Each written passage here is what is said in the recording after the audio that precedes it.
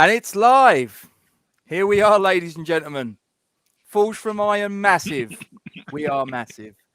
A day later than we normally are. We normally do it on a Thursday, so forgive us, but we had to do a little bit of a jig around because obviously we had a midweek match. But here we are, hammer time of our lives. And joining me is my usual two co-conspirators, Jazz and Andy. Jazz, how are you, sir? Yeah, very well, sir. Nearly at the end of the season, and we have achieved our sort of. It wasn't the aim, was it? It's a nice surprise to be in Europe. So yeah, very well, and hopefully things are opening up for everyone. So I've got a nice pub lunch booked for Sunday. My wife's out already today with her friends. So yeah, looking up and upwards, mate. Yeah, onwards and upwards. How about yourself, Milesy? I've got a long weekend, mate, and I've got 7-a-side tomorrow, but I'm telling you, as soon as that 7-a-side finishes, I'm on the fucking piss. Oh, you're a braver man. What is it? Is it sort of like a indoor, outdoor league? What we got? It's a goals, and every Saturday, we used to like people in our team. We used to play on a Saturday for a warm up for Sunday, like a 7-a-side. But we've started to do a reunion once every 3 weeks or a month. Obviously, last time I had no leg left and I walked like shit myself for 5 days, so I'm probably going to have to. I looked at that. I saw that photograph. That did look pretty. Go easy, mate. Go easy. Yeah. But, there you go. But no, I'm going to be wearing my West Ham kit, proud, fucking gloating to him as well. Which topic? which top are you going to wear? Which one? Home one, away? I'm going for the home one, and I'm actually going to wear proper football socks this time, and hopefully I'll save more of my skin. Yeah, I always get them for the kids. They're not expensive. I mean, the price of shorts and socks is really through the roof, isn't it? When you look at it, I mean, shorts can go for £25. Yeah, so everyone's late. I paid in full, and because I got all the 10% whatever in the club cash, I bought like a load of. And then when they done the discount as well, I went, usually club cash. Thank you very much. So you're going to be the full. So you're going to be the full kit W then. Just call me a full kit wanker. I don't mind. Just call me it. You're amongst friends, Miles.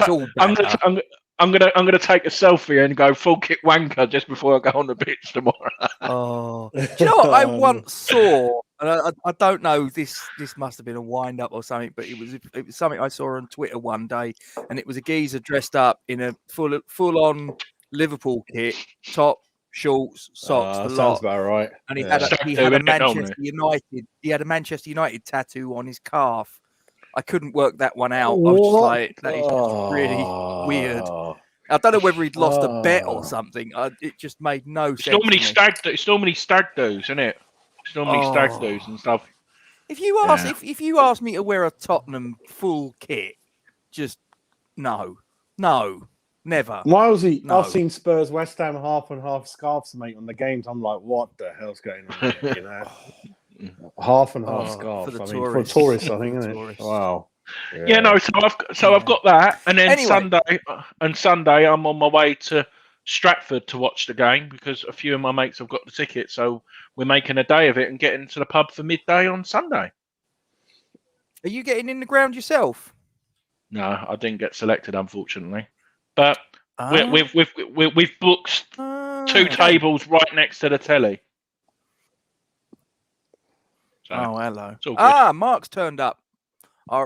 One of our regular contributors. He'll be jumping in with little nuggets of information of what happened during this particular time in history. So, should we get down to it, gentlemen? So, we are here to discuss the season 1993-1994, which was our first season in the Premier League following our promotion the season before. So, round about this time, I remember, I don't know whether you would remember this, Jazz. Milesy's probably a bit too young for this. We were, the England national team were under Graham Taylor at this point, the late Graham Taylor. And I remember that England went to play in a tournament in the United States of America. And the first game was actually against the host nation. And this was, a game that I think, even despite the fact that at this stage we were struggling to qualify for the World Cup, which would be held in the United States a year later, we obviously played the United States, and I think everybody expected us to win, and we lost 2-0. Do you remember that? A little bit's coming back. I certainly do remember that at that time in other competitions, teams like Sweden had a number over us, if you remember. Yeah. So Denmark were quite good back then, Norway in the 80s. So I remember a bit about that. And a lot of things like Lineker falling out with Taylor because he couldn't get that last goal to get the record. Obviously, Mind you, he had a penalty, didn't he? Do you remember the penalty he had at Wembley against Brazil? And he tried to do a Panenka. He tried to do a show off or something, wasn't it? Which was totally against his character, and it didn't come off. And obviously, things like... Am I correct? Gary Lineker never got a yellow card? I don't think so. That is correct. I don't think so, yeah. That's mad. Imagine that happening now. Yeah. Lineker's fruit and veg market in Leicester, isn't it? Famous with his dad running it. He's the son of a greengrocer. Yeah, perhaps it's still there, and but he's done really well. Yeah, I mean, he had 3 boys in his first marriage, and now he's married again, and done really well, mate. Really well. And nice wedding cake, that boy. We have fun and games with him online, as you know, on Twitter. But there you go. That's West Ham. It's all banter. We don't mean it, Gary. We don't mean it. Jazz. We're going to start obviously with yourself, but before you give us your match selections, would you like to do your usual preamble, if you will, your transfers and various other pieces of information for this season?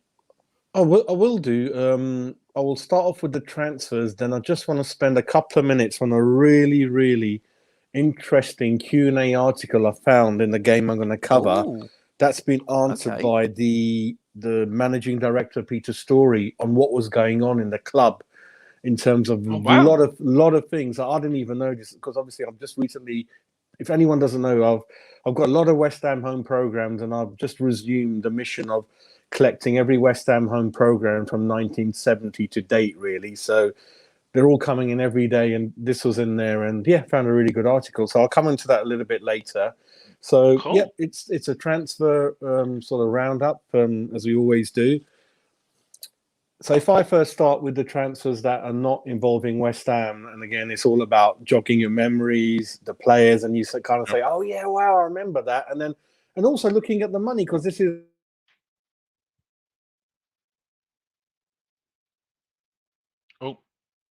how the Premier League is going to look like and the money coming in. So I'll start off. So Andy Townsend, he went from Chelsea to Aston Villa for 2.1 million.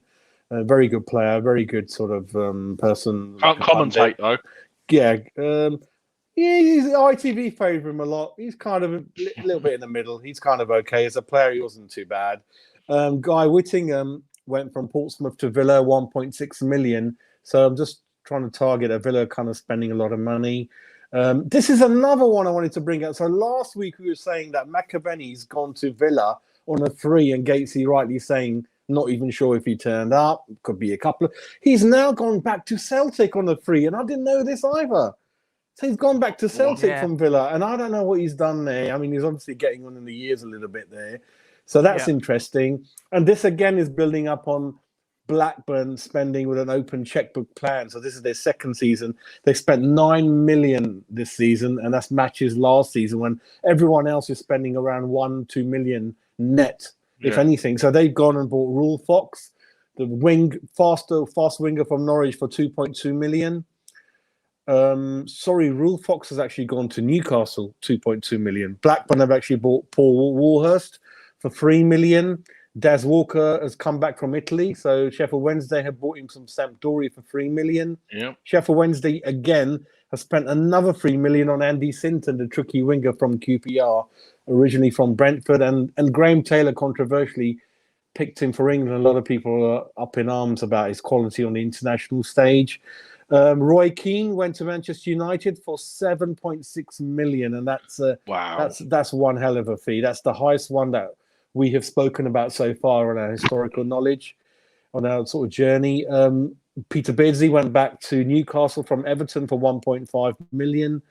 And I was going to wind the Duke up. So Kill Klein's gone to Swindon from Newcastle for a small sum, £101,000. Jason Dussel, who was famous for one of the young sort of scorers in his time, he's gone to Spurs from Ipswich to 2.1 million. People remember Steen. He's little Brian Steen's brother, Mark Steen. He's gone to Chelsea from Stoke for 1.5 million. You've got Graham Stewart going to Everton from Chelsea, 1.1 million. This is a good one. Brian Dean from Yorkshire rivals Sheffield United to Leeds for nearly £4 million. So that's a big sort of lump up front. And I believe Howard Wilkinson, I think Gatesy was still their manager, so he likes direct football, big bulky players like Big Sam. So he fits the bill. Batty, he's gone to Blackburn from Leeds for 3 million. Rocastle, and he spent a little time at Leeds. He's gone to Man City now for 2 million. So he's being passed around the buck really every season. So he's perhaps it's going to be his last move before his issues, and he goes to Malaysia, I believe, after this. Tim Flowers goes to Blackburn for 3.4 million. So Blackburn are just finishing off their squad. Ruddock goes to Liverpool for 2.7 million from Spurs. Razor. And Brian Clough finally, Nigel Clough, leaves his dad and joins Liverpool for 2.4 million. I remember him scoring a hat-trick in that particular season. Then it kind of went a bit quiet for him. So those are the big sort of signings. And City. So, Gatesy, you might not know this. Blackburn spent 9 million net, but Man City spent 6 million net. And I didn't know that, where the money's come from, what's gone on. Wow. They bought Alan Kernigan, centre-back for Middlesbrough, 2 million. Yes. Rocastle, like I mentioned, 2 million. Uwe Rosler, nearly $1 million. Paul Walsh. I used to like Paul Walsh. I thought he's a nice, skillful player. Is that the one who does games then? 700. No, you don't see any of these. You don't see Rocastle, certainly not in our game. Does he do Gillette? Paul Walsh. I think he does from time to time. Yeah. Now and again. Yeah. He originally from Charlton, went to Liverpool, scored a hat-trick against West Ham, I think, like Michael Robinson and people like that. So on to our transfers again. The kitty is not that large, probably about 1 million. So disco dancing Del Gordon joins us from Rangers, famous as a really good, skillful, direct, fast winger. Got a goal in him, made his name at Norwich. Done okay at Rangers, and he joins us for £765,000. And Simon Webster, at the age of 29, 29, Simon Webster comes from Charlton, Dixie, didn't he? Yeah, I'm going to tell you about that. So 585,000, and he is very captain material. This is one of his assets that Billy Bonds has looked at. That this guy is a proper captain.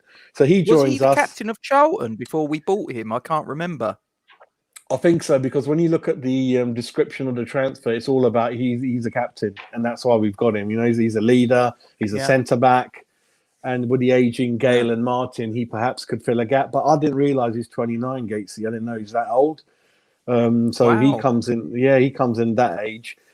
So the two things that are totally shocking to everyone here, especially from last season, Kevin Keane and Mark Robson have gone. Yes. We came up, tricky wingers, interchanging, doing most of the assists, and they've gone. And I'm not sure why they've gone. Mark Robson's gone to Charlton. Keane's gone to, was it Wolves you mentioned, isn't it? I think he went to Wolves. Yes, he I think you'll find Robson started the season with us. One game. Then he went. Yeah, he went fairly quickly on to Charlton. Yeah. Clive Allen, without probably not playing a game, he's gone to Millwall. So he's gone to Millwall. Colin Foster's gone on loan, but then comes back. He did play. He because he actually got our goals in our first victory. One of the games that Mars is covering, Sheffield Wednesday, I think he scores in that game, but he's gone there. But then what happens is, because it's so interesting, so we've put all our cards on the line for Gordon and Webster, 1.2 million. Webster in what Dix calls a random block challenge in the training ground. He breaks his leg in pre-season. And he thought it's just a simple tackle. He didn't even look back till all the players started running towards him. And Dixie, I was ever so sorry. So I don't know what's going on. But his leg's gone, and I don't. As far as I know, he probably come back and played a game 2 years later. We don't see him again. It's similar to another player we'll cover later on. Richard Hall comes to mind. He had a really serious injury after coming from Southampton as a centre-back. He didn't play. So that's the end of him. And then Dale Gordon, he lasts 7 games, I think, 7 or 8. And he gets injured and we don't see him again. And if you look at Wikipedia, his career, it's just nothing there, mate, and his injury. And but then what happens is one of the games you'll cover, sort of in Gatesy, Blackburn. What do we do? And then we sell Julian Dix for 2 million, which I think is slightly a little bit cheaper. I think I would have liked probably another half a mil on it, 2.5 perhaps. If you look at Andy Townsend and Rule Fox, I think, but we get 2 million. 2 million for him, and we get Burrows, a left back replacement for Julian Dix, like for like. Little West Ham trickster, little playmaker, Scouser Marshy comes along. Marsh. Yeah. He comes along, and so what I want to say about that is I can't mention any money because Peter's story in the Q&A, I just want to move on to that before starting the football. So those are all the transfers. Yeah, no, crack on. And that's how we kind of lost out on that. And the question asked to Peter Story, quite a direct question, is what was the exact position regarding Julian Dix transfers? Many different figures have been quoted. Peter Story says the transfer was a straight swap, no money changed hands. So they valued David Burrows and Mike Marsh at 2 million, no cash. And then he says, if that was the case, how did West Ham find the money for Chapman and Bora? When you said we had no money, so it sounds like similar things we're discussing at the moment. And then Peter says, we managed to persuade the bank to give us a loan to cover the fees of Chapman and Bora, the additional wages, signing on fees, and the loan has taken us to our borrowing limit, and this is the risk we're going to take in order to kind of stay up. And I think we would have gone down if this didn't happen. So really want to be positive about Redknapp. This is a remarkable transfer in terms of there's no money. You've kind of dealt your cards. There's no going back, and he somehow got 2 players out Liverpool who I've got a lot of respect for. I think there was a great transfers. Then he says, well, who is exactly on the transfer list? Because back in those days, which perhaps doesn't happen now, there used to be a transfer list that was pretty open and people used to talk about. So Peter says that Alvin Martin, Colin Foster are presently only players out of contract. They're on a week-to-week contract. Mitchell Thomas, Matthew Rush, that Mike happening Small. now. Imagine that. Well, so they're on a transfer list, and you got 3 players: Mitchell Thomas, Matthew Rush, Mike Small. They're on a transfer list. So I don't know what's gone on with Mike Small. I know towards the latter end of last season he went down, and then obviously it talks about timescales. We got people like Tony Gale injured, Foster, Clive Allen, and then it just talks about the things regarding the East Stand, the Bobby Moore stand, because this is the game. Especially for Miles's. This is the first Sky game that's covered. So the game I'm covering is in November. It's a home game. It's a Monday game. So again, I like these evening games and I like London Derby. So this is West Ham against Manchester City. When you look at the league table, we're kind of a little bit together, bunched in the middle. There's not much between us, but Man City obviously have spent a lot of money in the summer. But the South Bank is being built. So when you watch it on TV, there's nothing behind the goal apart from billboards and lots of bit of wood sort of covering the whole stand, and the capacity goes down quite a lot. And then Peter Story explains what it is. I think it's probably 30,000 afterwards, and then it goes down to perhaps 20 or 18, even lower than that, I think. Yeah. So there's a lot of interesting sort of bits and bobs. And then they said the club bought a large piece of land known as the St. John's School site. And what is the club intending to do with this area? And he says, oh, we don't know. We're just talking about additional parking and things like that. So he doesn't give a lot away either. And I wanted to know in this program, what is your East Stand plan? And he doesn't say much. He just talks about the Bobby Moore stand, the South Bank. And so he doesn't mention anything about all this land they bought around the ground. He doesn't give his sort of any information out, really. And the final one, Gatesy, you might be interested in. They ask, what has happened to the memorabilia left at the gates following the death of Bobby Moore? And he says, all the items were retained by the club, locked away on the premises. Some of them have been placed, which I didn't know, in a time capsule, which was laid in the foundations of the Bobby Moore stand on 2nd of October. So underneath that stand, when it So was there, so what's happened when we left? I don't know. Did So they take let's that look with into them? this. Let's have a look at it. Yeah, I mean, it jogs my memory. I'm not Yeah. sure. I'd love to know what the club did because, you know, surely if they've left a time capsule beneath the Bobby Moore stand, when the stand was demolished, surely they must have And that was retrieved the that. I last mean, you stand can't leave that behind.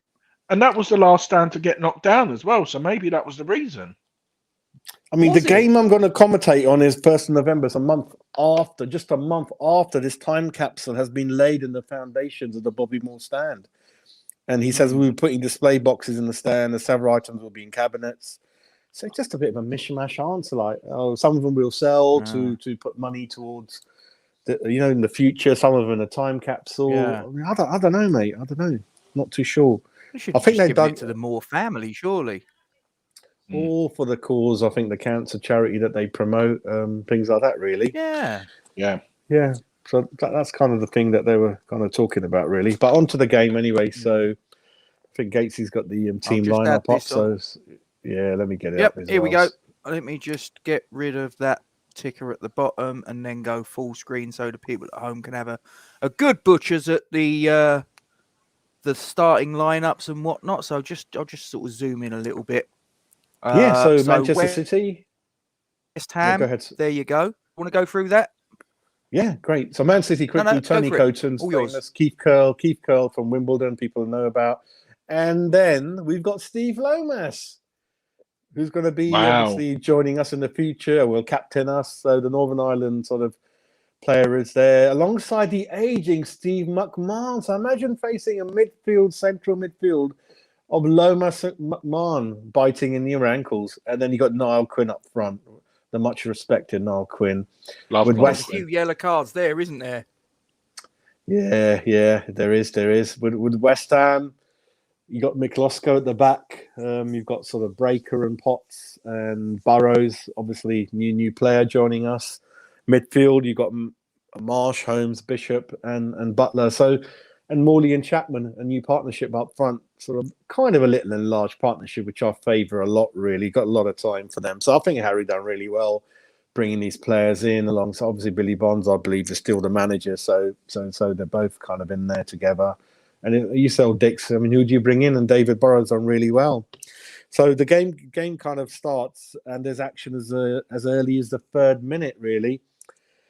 So this is Alvin Martin's first game of the season following an operation, and even in this game, they mention that in the morning he's had dentistry done, and he's playing the game only on some really strong painkillers in his mouth. So that's not a good start for him. But what do you notice in this game just before things lead to the first goal is again, what great, lovely one-touch football West Ham are playing.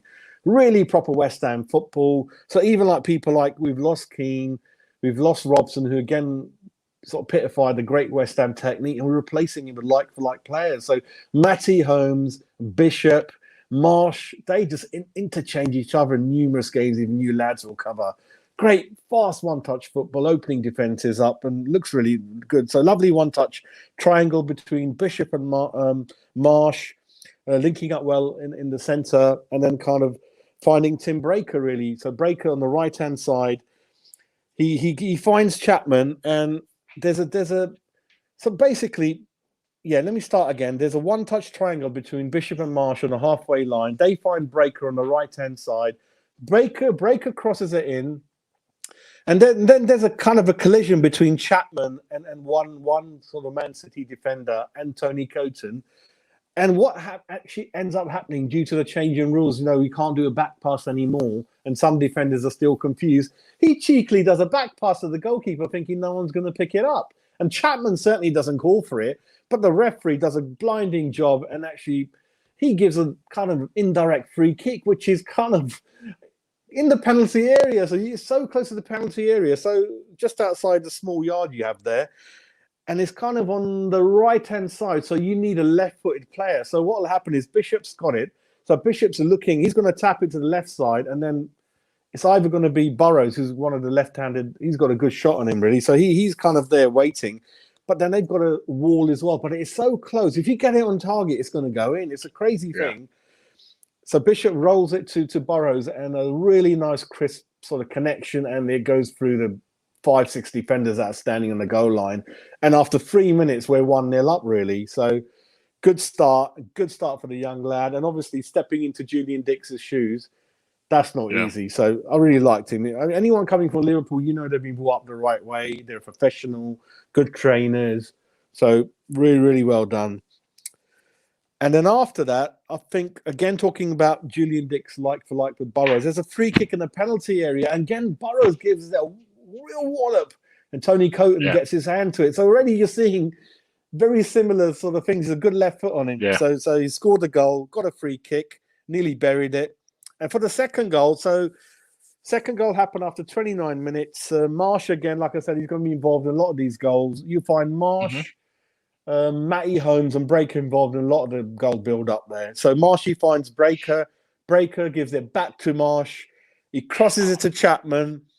Lots of room, and he headers it in edge of the box, really. So Chapman has got a lot of time for him.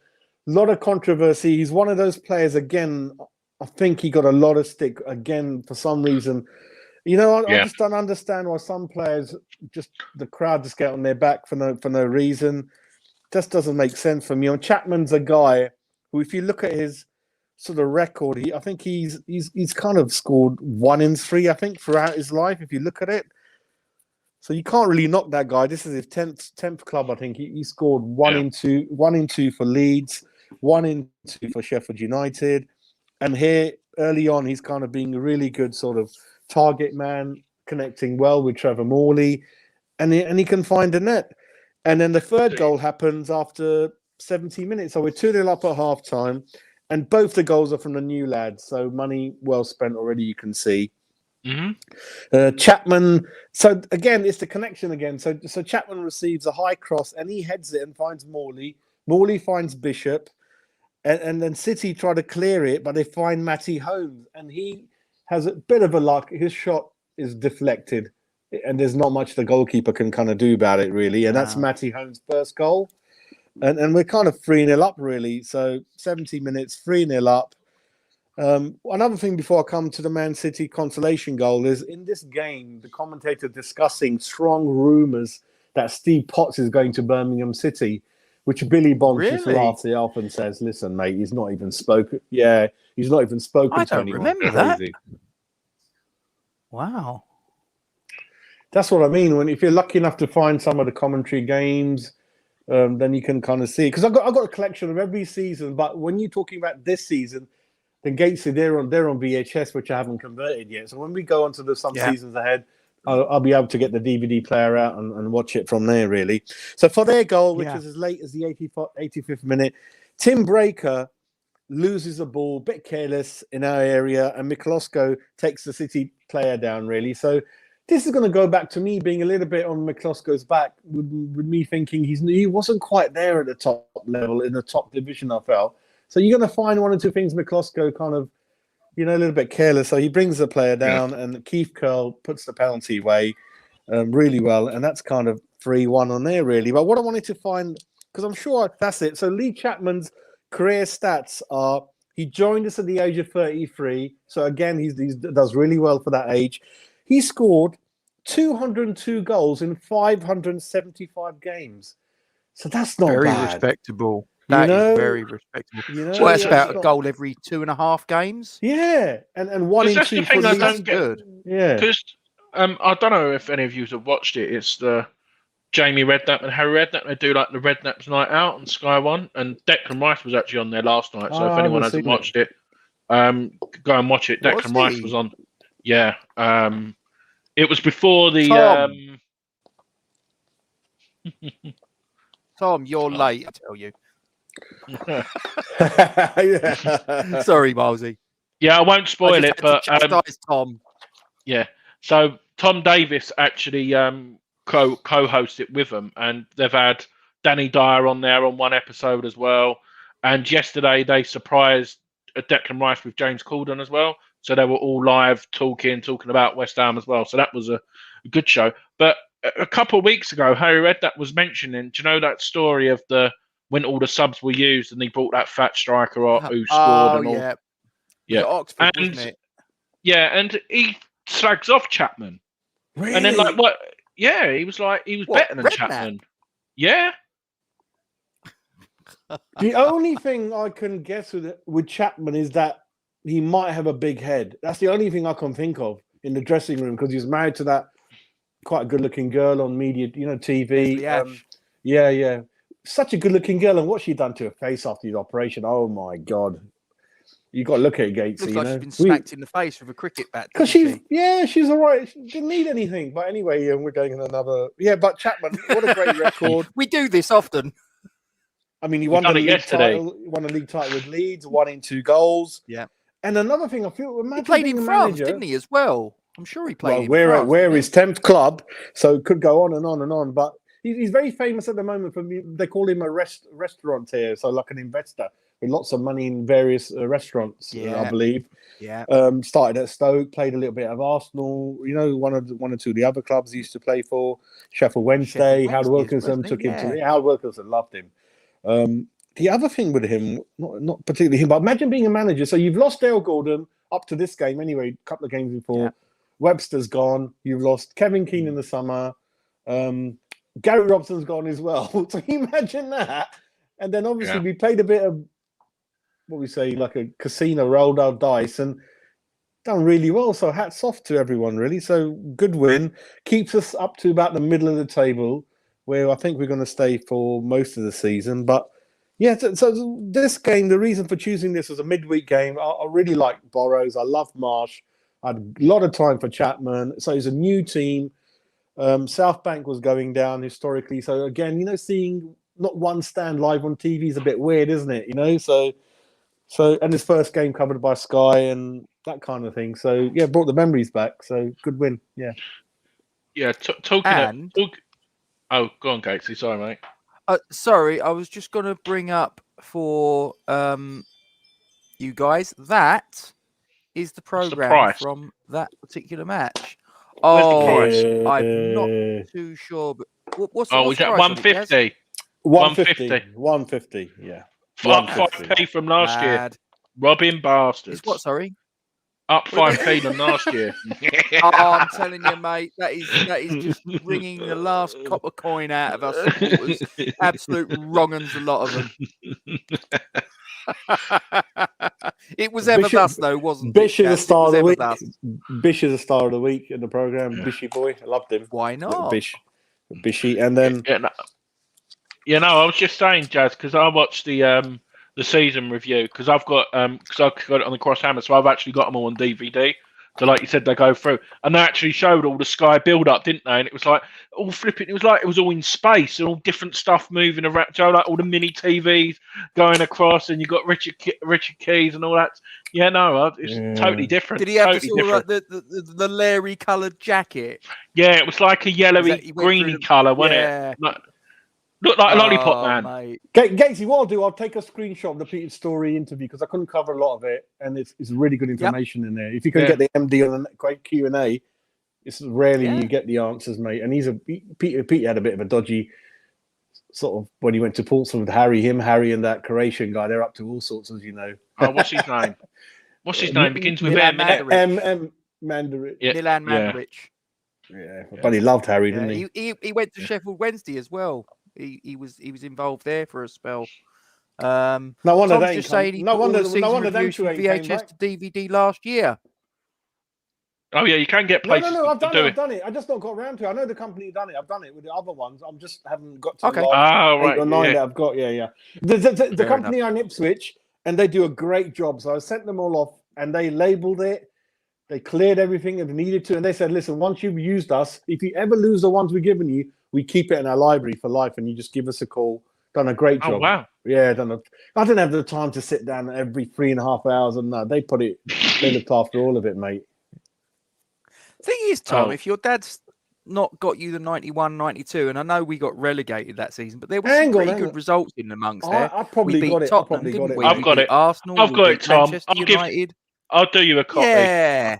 Let me have a look. 91, 92.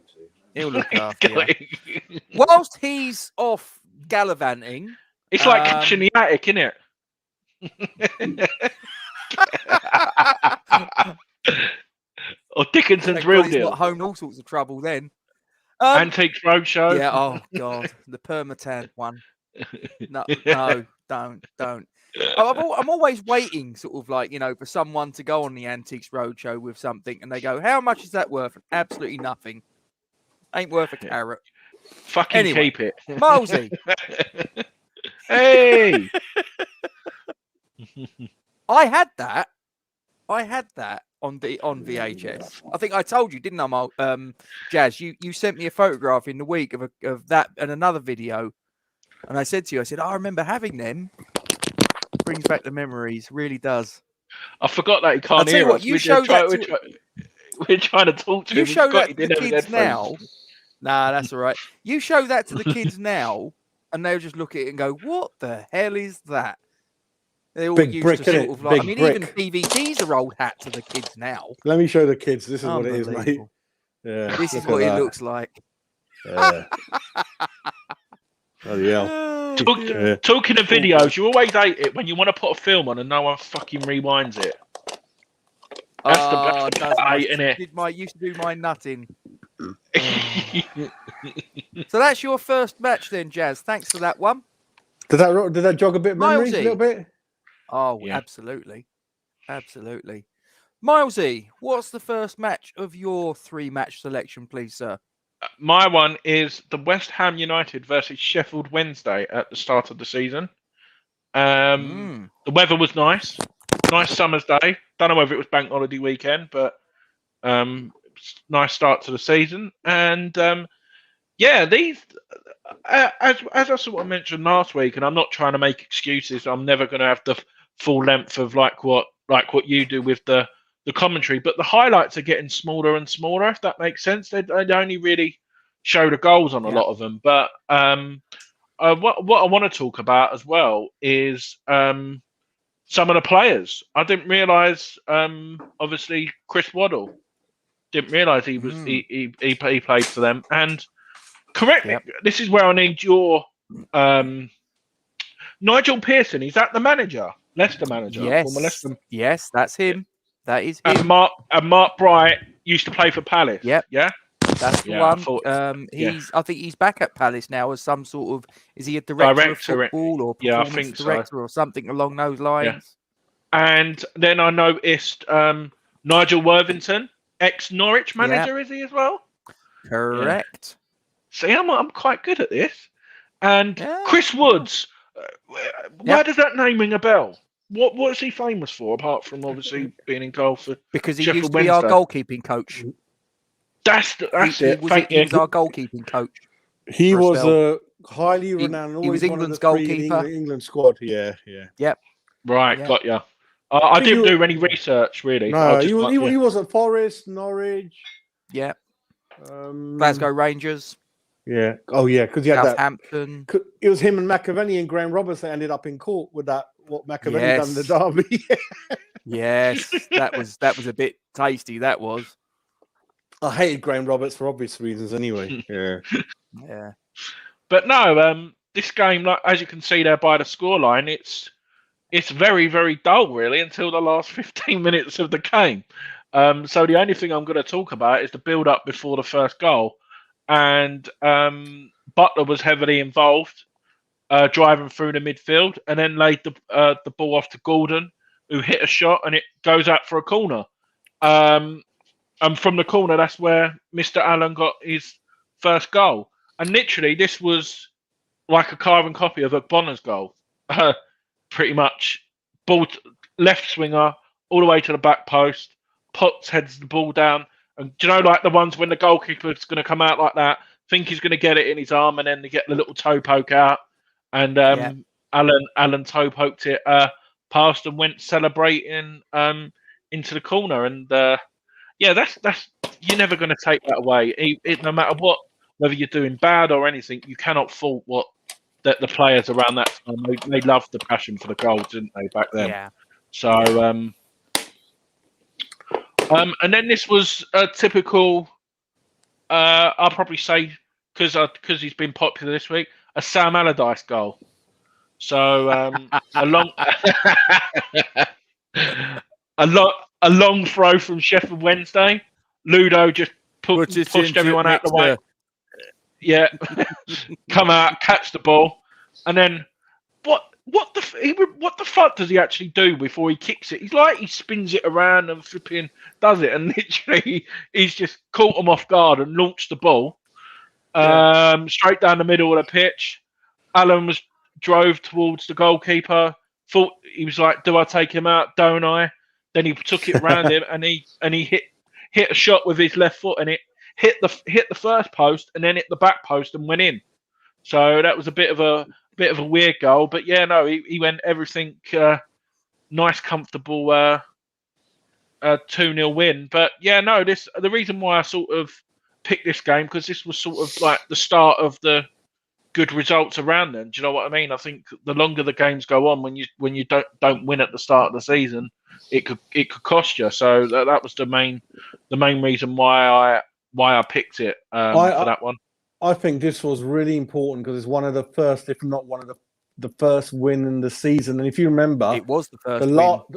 There you go. So our last experience of the top division, we went straight down, and then we had to work hard to come up.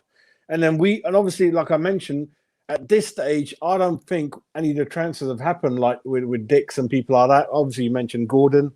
So Gordon's still fit. Thankfully, we've lost Webster. It's not looking good. So with this win, I remember it was a midweek game. I was really, really happy. And obviously being fairly late goals, that really sort of G'd the crowd out under the lights, I think. So, good memories. And like you said, though, look, the attendance, which was, considering it was the start, like you said, midweek game, just under 20,000. And that just proves, like, I don't care what anyone says. I know you've got the top clubs, but we're probably up there with the following for fans, even to date. Like, we always sell out our allocation, or 99% of the time. And the home pound for pound, there's no better supporters in my book. You try getting the away ticket, mate. When we played Blackpool in Wembley, I tried so hard, I just not could get a ticket. And you saw the Blackpool end was half empty. Our end was like completely 100%. I regret that now, Jazz, because someone who I know, he actually went on the Blackpool website and he actually sat in the Blackpool end for Wembley. But I can't do that. I can't do it. I would never do it. I would never do it. You know. Could you, Gatesy? Could you sit in the other end? Oh, I'd find it very difficult. I ain't doing it. Do you know what? If it was the FA Cup final or a Champions League final or some cup final that I know that I'm probably not going to experience again in my lifetime or very unlikely to, I think I probably would. I wouldn't. No, I couldn't. I'd get beat up or something. I'd flipping celebrate. I'd take the bruises. I would take the bruises. I would take the broken bones. I would take the stay in A&E. If I saw my club win the FA Cup, I'd do it. The thing is, in my life, I've never known what it's like when we score. I ain't going to do nothing. I don't know what it's like, so I would not know. I can't help it. I remember I told you I've been in Spain when I've been surrounded by. I've got my shirts on. Got my boys. I don't give a care. Always got my shirt on wherever, and people give me funny looks. It's up to them. You got your little Chelsea. There's one Chelsea div who wore the same shirt without washing it all week. Yeah, you got people like that. You turn up in the morning having breakfast. But yes, I'll just jump up. I've been in London pubs, especially where I was telling you guys. I'm the only West Ham fan with everyone's Liverpool. The whole pub is Liverpool, apart from me, and we've beaten them. This is the Scott Parker. Avram Grant, one of the few bits we beat them. No one says nothing, mate. No one says nothing. At the end, they're like, you're a proper fan, mate. Like, you know what I mean? I don't care where I am. I don't hide from. Luckily, there's no issues or anything. Yeah, I'm just proud of who I support. And I went to Anfield. Yeah, I went to Anfield. My cousin's like, I don't wear the West Ham shirt. I said, why not? I said, I'm going to wear my West Ham shirt. I wore it. Walked on the way back. We beat them. We had a good laugh. We went in their pub right behind Anfield. There's a pub. There was a few Asian Liverpool fans with their heads down. I said, lads, do you want me to buy you a pint? And they left the pub. Oh, no. Yeah. Everyone's like, Jazz, you bought us stuff. We've never got anything since 1962. We won the game. I'm like, had my oldest son with me, and I'll send you the footage of two of the goals, and we're behind the goal. And when Sacco scores, the third goal, we've got it live. This is the start of the billet season. We didn't know what's going to happen. Lanzini scores. Yeah. We wiped. My cousins were in the Liverpool end. They're giving it the big one the night before on WhatsApp. They got there 20 minutes late. I spotted them where they were. They put their heads down. They left. They arrived 20 minutes late. They left 20 minutes from the end, mate. These are Liverpool Man United fans. This is their fan. And imagine being a West Ham fan, what we've gone through. And our passion just goes up and up. Mate. The harder it is for us, what we go through, the more and more we get attached to our club, which no one will understand. See, I loved it. See, that's where I didn't realise until really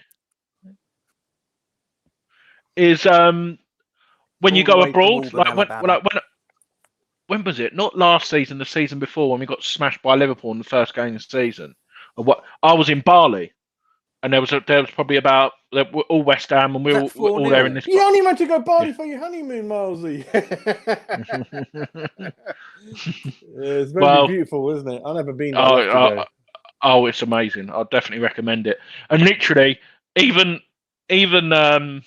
like the West Ham fans out there, all of a sudden there was these locals, and I was like, all of a sudden they were booing, and I was like, what are they booing for? Like, this is when we went to go. There was all these locals. They had all the pony and feeler. So do you know, like a lot of them countries, it's like when people visit there, don't they? They give them the shirts and all that, but they were showing like proper passion, and it's just mad, isn't it? When you go to like different countries and they're like, West Ham, and it just proves that it is. It's the colours. It's Bobby Moore's name that will always live. It's the way we play football. Yeah. That's why Canning Town Lancers were everyone's second favourite team for a reason. And like my dad used to take all these students used to come from abroad. Well, we want to watch a game because our game is so famous. We'll take you to West Ham. A lot of neutral people there, and like you said, we are massive. You go around the world and we are. Tell people 60,000 fans. I don't care what they pay. We ain't won anything for years and years and years. We're a huge club, mate. Look how many generations. Because with us, it's all in the family, which is even more special. No one down the road suddenly 10 years with no connection to West Ham will follow West Ham. It's very, because even Gatesy, where Upton Green Street was surrounding people, none of them followed West Ham. They used to really annoy me. There's one occasion I arrived early for a 3:00 kickoff. Arsenal playing Man United, and my mate goes, "Let's go to a bar for a drink at 12 o'clock." They're watching Arsenal Man United on Green Street in this bar, the locals, with their shirts on, and they're not going to. Terrible. Yeah. And yes, there were Asians. Before I say anything else. Yeah. There's a bangy boys, isn't it? But anyway, that's it. Can't say anything. Milesy, anything else? That's it for me. The Wednesday game, mate. That's your lot. Okay. Yeah. No, I've done all the players. I do all the. That's why I like talking to you guys, because you know more about some of the players and that helped me with my memory. But I'm done for that one. Well, I've got for you here, and Jazz may actually have it in the flesh, in the paper. But that there, ladies and gentlemen, is the programme from the match that Milesy's just given his synopsis of, which was our first ever win in the Premier League. Hey. So it has a special place in history. Lovely. Hey. By the way, have you actually got that one, Jazz? Have you got that one? I'll check. I think I have. I'm getting nearly box set. So if I'm getting something, it's one or two missing at the most. So I'm getting them all. No, that's class. Yeah. I've got that comment from Tom. He's right. Yeah. Yeah. He's absolutely right. I went on holiday to Turkey a couple of years ago, and every time I turn around, I'm like, oh, hang on, there's another West Ham fan. But Casey, what I get from neutrals is a lot of respect, because they know follow West Ham with that passion, and they know we're not one of these fly-by-night fans, and they really. It's easy to follow a team that wins a Premier League every season or two, though, Jazz, isn't it? It's not so easy to follow a team that wins bugger all in 40-odd years. You have to have a certain amount of character about you. Listen, when Blackburn won that league in that one season, 94, whatever. I remember someone with a Blackburn shirt on in Liverpool, and I'm like, what the? I mean, London, sorry. I'm like, even there is a few Man City fans from London now. I'm like, what the hell? Oh, yeah. And, pre the Abu Dhabi money, that wouldn't have happened at all. You know it, I know it, and they know it. But there you go. That's another story. Well, Milesy, thanks for your match choice. Okay, so over to me now. John my Motson. match. I haven't unfortunately got the program, and I've trawled the internet. Which game this is particular match because, well, Right. this was a match. This came immediately subsequent to the sale or swap deal, if you will, of Julian Dix to Liverpool in exchange for Mike Marsh and David Burrows, and also the purchase of Lee Chapman from Portsmouth. Okay, I'll get the program. We went to Ewood Park. Okay, we went to Ewood Park, and we were struggling at this particular moment in time. Hence, obviously, the sale of Julian Dix to finance the 3 players coming in. We rocked up at Ewood Park, who, again, as Jazz has alluded to earlier, at this stage were being financed by Jack Walker, who was, we're not talking like a Abu Dhabi royal family or a Roman Abramovich type level, but of his time, he was a Blackburn sugar daddy. He was a local multi-millionaire businessman. So what do you make his money from, Gatesy? A lot Gatesy? of money. Steel. Oh, okay. Steel. And Tom's just jumped in. He said, yes, Blackburn away. We rocked up at Ewood Park with, obviously, our 3 new signings, all making their debut. Yeah. And, well, I won't give too much away because there might be some amongst you that are thinking, oh, I don't remember this game. So, ladies and gentlemen, do you want to see him? The Audi Martin Tyler? Give us a show of hands. Yes, please. Yes. Okay, so we're going to rock up to Ewood Park for the match between Blackburn Rovers and West Ham United. Enjoy. Good afternoon, and you join us here at Ewood Park. West Ham have lost their captain, Julian Dix, but they've brought in Lee Chapman, Mike Marsh, and David Burrows. Let's see how things pan out here at Ewood Park for Billy Bonds' men. So Blackburn bringing the ball forwards now, down their left-hand side. Tim Sherwood on the ball. Plays it in. Ripley to... Let's go with a left foot drive going to the top corner, but Ludo Miklosko getting across to his right-hand side, tips it away for the corner to Blackburn Rovers. I think that was definitely going to be nestling in the top corner of the goal if it wasn't for the intervention of the big Czech. West Ham coming down their right-hand side with Dale Gordon. Ball played in by Mike Marsh. Cutting inside. Ball's pinging around there. Dale Gordon with the header. And there's Lee Chapman. He's there. It is. 1-0 on his debut. Lee Chapman. And I don't know quite what happened there. It seemed to be a bit of a mix-up between Bobby Mims and Henning Berg at the back there. And Lee Chapman used all his experience to nip in and get the lead for West Ham United. So there's the header through from Dale Gordon. There's Henning Berg. And Lee Chapman nipping in and couldn't miss into the empty goal. So down Blackburn's right-hand side. Berg to May. Ball played forward, but the free kick is given to West Ham for a foul by Tony Gale. And they've taken it quickly. And they're bringing the ball forwards. And there is... it's a great save by Ludo Miklosko at the feet of Jason Wilcox. The Blackburn winger was denied by the big Czech, who was out quickly to narrow the angle. He made himself big and made the save at the player's feet. Super save. Corner for Blackburn on their right-hand side. And Newell with the shot. And that's a great save by Miklosko again.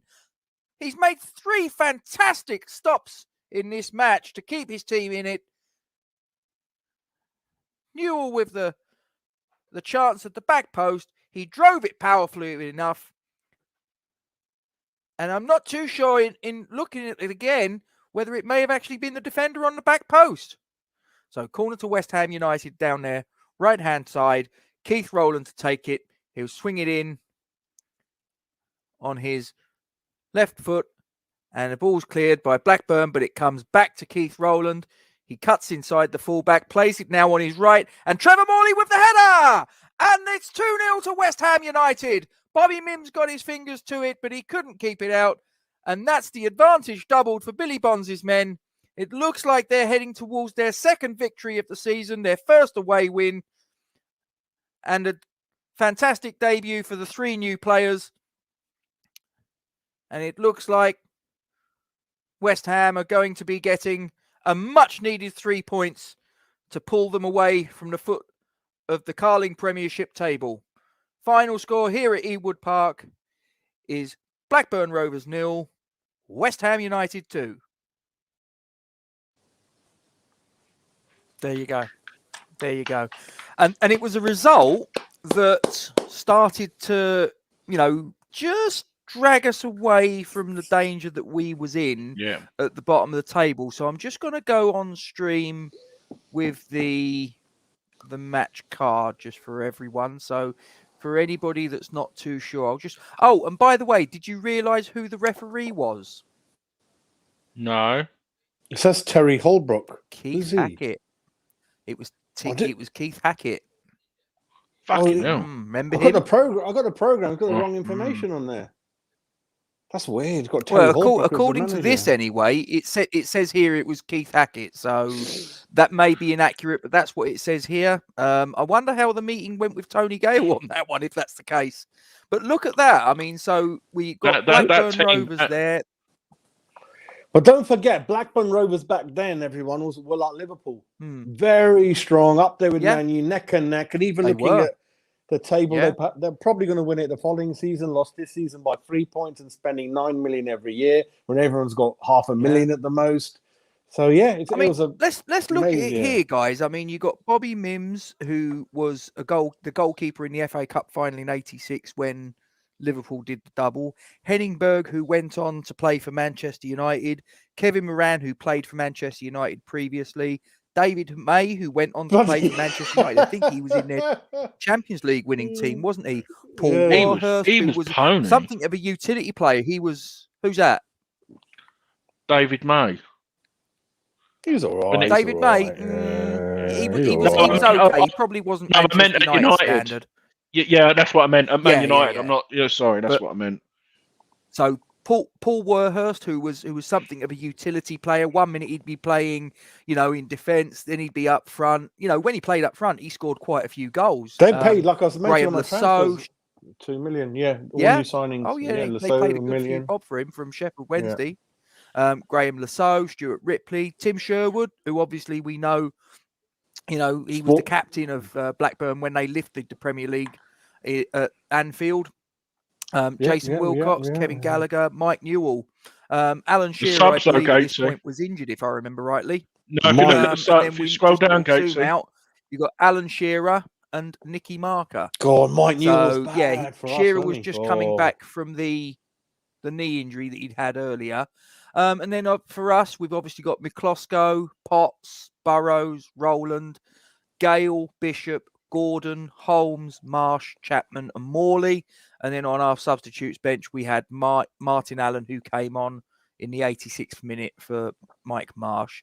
And so we got obviously the 2 goals, one for the debut boy Lee Chapman and one for Trevor Morley in the second half. And it was a really good, really Ludo, good them saves, Gatesy. Them saves that Ludo made were key. Yeah, absolutely. And just going back on some of the comments that we've got here. Peach is in the building. Peach is in the building. Peach is in the building. Let's go fucking mental. Let's go fucking mental. That was a good result because, as I say, that just changed the momentum. It just I remember that match very, very vividly. And thank you, Mark, for your kind words there. I do appreciate it.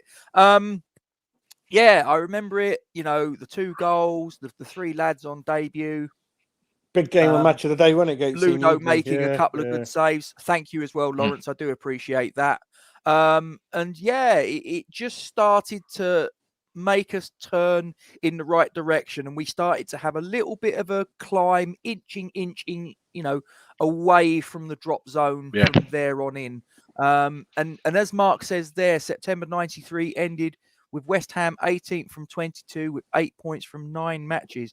But as I say, we did start to climb the table. That just gave us a little bit of a boost at the right time. And and obviously the 3 lads that came in just prior to that game, they had a good impact on the season, in fairness. And I know Lee Chapman's a figure that was much maligned. But as Jazz said, to be fair, he was at the back end of his career. He was someone that had a good career up to that point.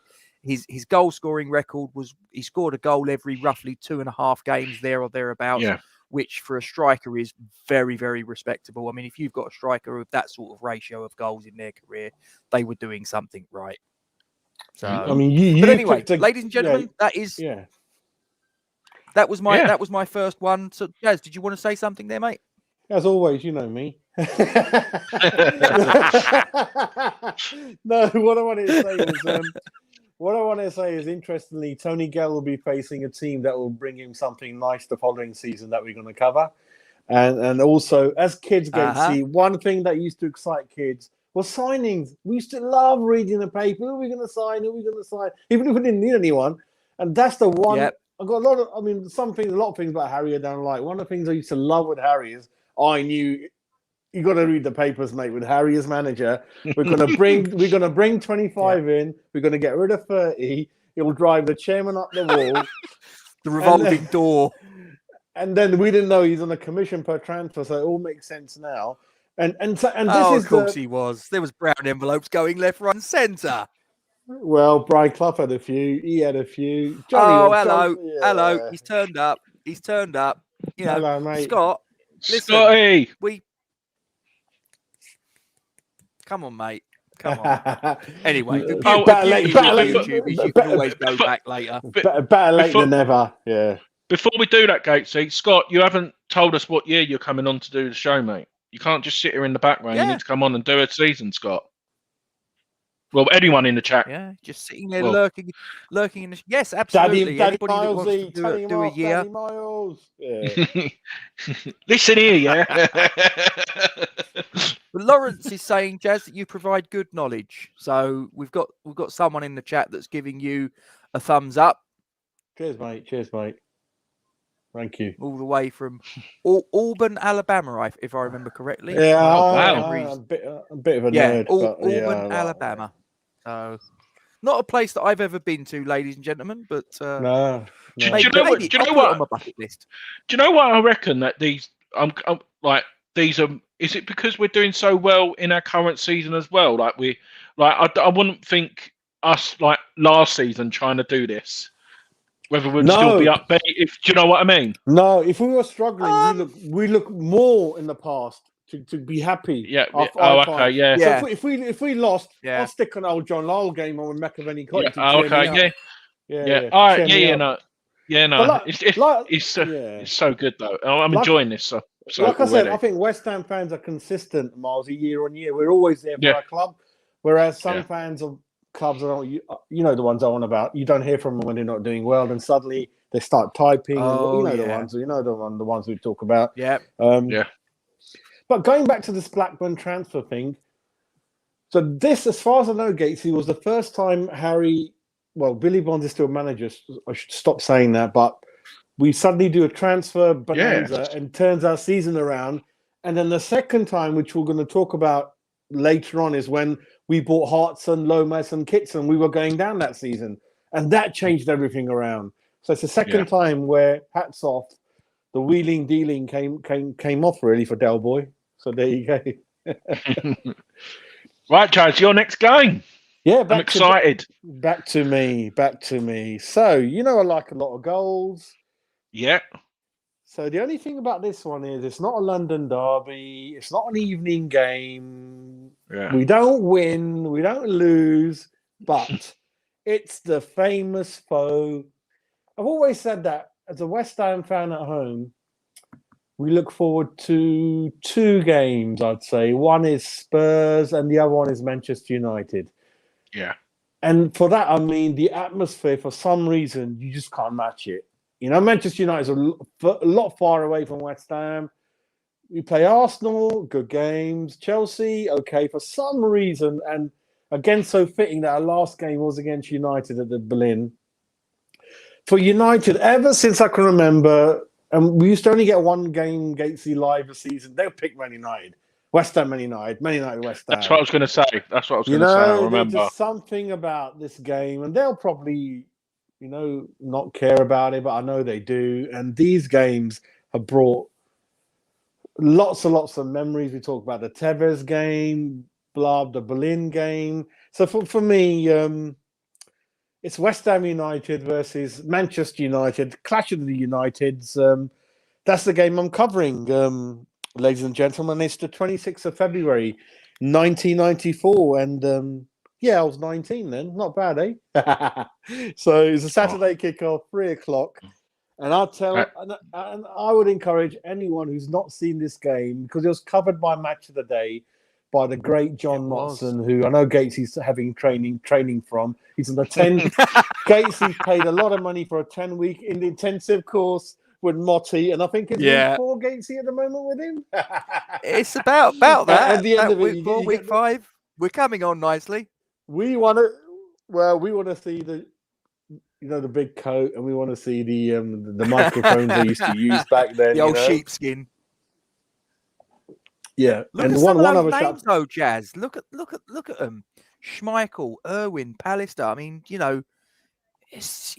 mean, it brings back some good memories, and obviously our lads as well. Well, the one thing you'll notice, they don't spend as much money as you think, Man United. He's very careful about who you buy, so the spine is certainly beginning to be there. The big team news before this game, everyone, was that Giggsy had pulled up in training the day before, so you don't really see a strictly 4-4-2 in this game, which Alex and me are big fans of. He does a 4-3-3 with Brian McClair, the good his kind of servant from sort of Celtic times in the past. So Brian McClair, Mark Hughes, and Cantona provide like a 3 up front. But don't forget, everyone, that Manchester United coming into this game are unbeaten in 32 games. And they're playing West Ham. Really? Yes, 32 games. Correct unbeaten. me if I'm wrong, Jazz. Was this the first game in front of the newly opened Bobby Moore stand? I've got a vague recollection. It was. It was. Well done. It was. In fact, just as I say that, that's exactly what Mark just jumped in with.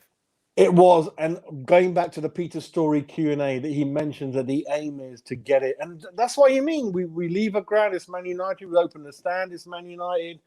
We just sadly haven't faced them in a cup final ever, can you imagine that at Wembley? West Ham and Man. Oh, my God. I just thought about it right now, Gatesy. Oh, my God, that'd be something, Not good. God, that would be not good. Well, we'll be the closer ones to London, so we probably pack it. There'll be 90 West Ham fans outside, 90,000. But yeah, so 32 games unbeaten. They lost Giggsy, but picking 3 up front, you can tell they're a little bit confident. But Alex always mentioned when he retired, he mentioned 1-2 grounds. One of them is us, mate. That's respect for one of the greatest managers in history, saying that West Ham away. I don't know what you want to think about. I get nightmares. I used to hate going there. And that is such a nice compliment. I don't know if he had pie and mash. I don't know if he had out-of-date pie and mash or we didn't treat him well, but we're always up for this game. And I encourage everyone who's not seen the game, just go on YouTube, and I could feel the atmosphere. Oh, it's on a knife edge. And you could see how close the fans were to the pitch. Oh, my God. As an away player, I would not want to be there on this particular day. Do you think that the atmosphere was largely revolving around one particular player, Jazz? Yeah. I believe so. But then again, not really. I think we were always up for this, but that certainly provided an edge. That gave it a little bit of extra sort of spice, didn't it? The presence of a certain Mr. Paul Ince. Yeah, Paul Ince came back. Who? Paul Ince came back. Bishop, as a Scouser, particularly mentioned on his podcast his hatred for Man United, especially with his links to Man City. So he was in there. So you find when you got a lot of Scousers in your team, when you're playing Man United, Man City, it kind of helps a bit. So Wardy against Liverpool, always up for it with his Everton links. So it kind of helps that way, really. So anyway, So this game had a lot of things, a lot of goals, a lot of entertainment, and it was end to end, like the good old days, end to end. Forget defending and let's go for it. So the game kicks off, and just want to mention one more thing, going back to what Gatesy was touching upon with Paul Ince. When the game kicks off, I mean, we have an early goal, but even in the first couple of minutes, John Motson, sort of Gatesy's guru, makes a point of mentioning that the language at the ground aimed at Paul Ince needs to be looked at. So I didn't know, I wasn't there. I don't know what happened. So I don't know what's gone on. Is there a bit of racial language? Are things being thrown on I don't know. I don't see anything thrown on the pitch. It could be something else. But it is something that I don't think... I would go far as saying I don't think any player in any match has gone to this level, I think. I can't remember it. I followed football a long time. So it's really unique. That's what I'm telling people to watch it. It is really absolutely gung-ho for the 90 minutes. So the game kicks off. And literally as early as the 6th minute, Bishop loses the ball in our area, which is very unlike him. It probably goes back to Bishop always wants the ball, even when he's surrounded. So he loses the ball. He's up for it. Eric Cantona finds Roy Keane, a very young, energetic Roy Keane, on the wing. So I didn't think you'd ever find Roy Keane on the wing, but you do. Perhaps that's got to do with Giggs again. So he goes running down the wing. He finds Mark Hughes. And this again goes back to Mikulosko if you watch it. So Mark Hughes used to be a bit of a nemesis. I think, Gatesy, if you look at the record, West Ham and United, Mark Hughes finds the net on a lot of occasions. He liked playing us. I remember. He's a tough Welshman. He didn't care about the crowd.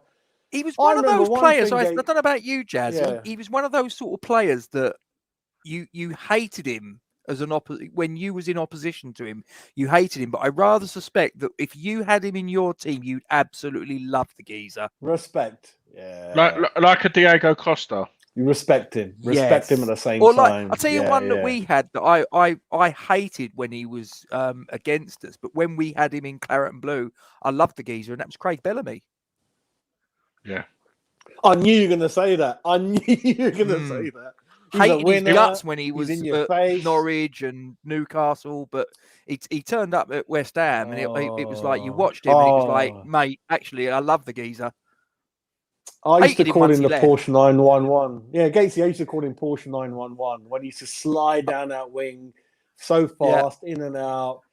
Yeah, great player we ended up with. Very passionate player he was, very passionate. I think the passion has gone a little bit over. I think he's gone a bit silly like Roy Keane. If you've heard, there was a case where he bullied one of the youth players in some club. He was at Cardiff. Yeah, it's Cardiff, Gatesy might ring a bell. He's a little bit naughty there. He kind of bullied a really good Did he get prospect. found? I thought he got found. Did he get found guilty or not guilty? I can't remember. I'm not sure, but I do mention his dad being on TalkSport very recently, mentioning, it's not nice. It's not nice, especially a young kid.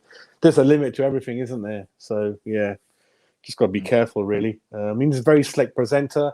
Funny enough, he's not been seen on Sky for a while, Gatesy. So might be probably because of that. Might be because he was very good in that evening program we used to have. Because Darren Bent's doing really well now. Micah Richards, we love. So all these new presenters. And I love what was that called? That was called The Football Show with Jeff Shreves and all them random people. It's really good, wasn't it? On the back of if you played a game ending at 9 o'clock, immediately 20 minutes later they'd be round the table discussing. Really good. Yeah.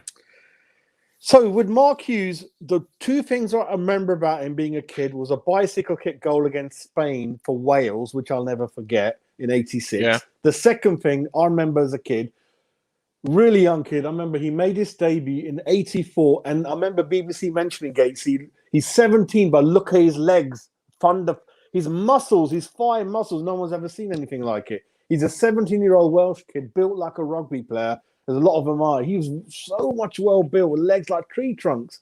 17-year kid built like a truck. So those are the two things about him.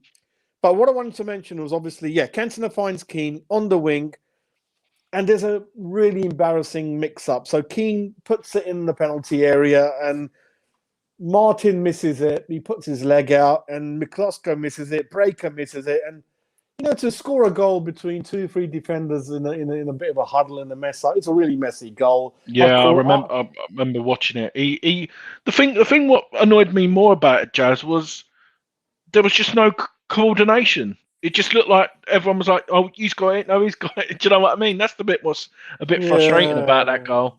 Like I said, Alvin was struggling a little bit, and you see a goal like that. And I thought Miklosko could have done a lot more, because don't forget you can use your hands, which players can't.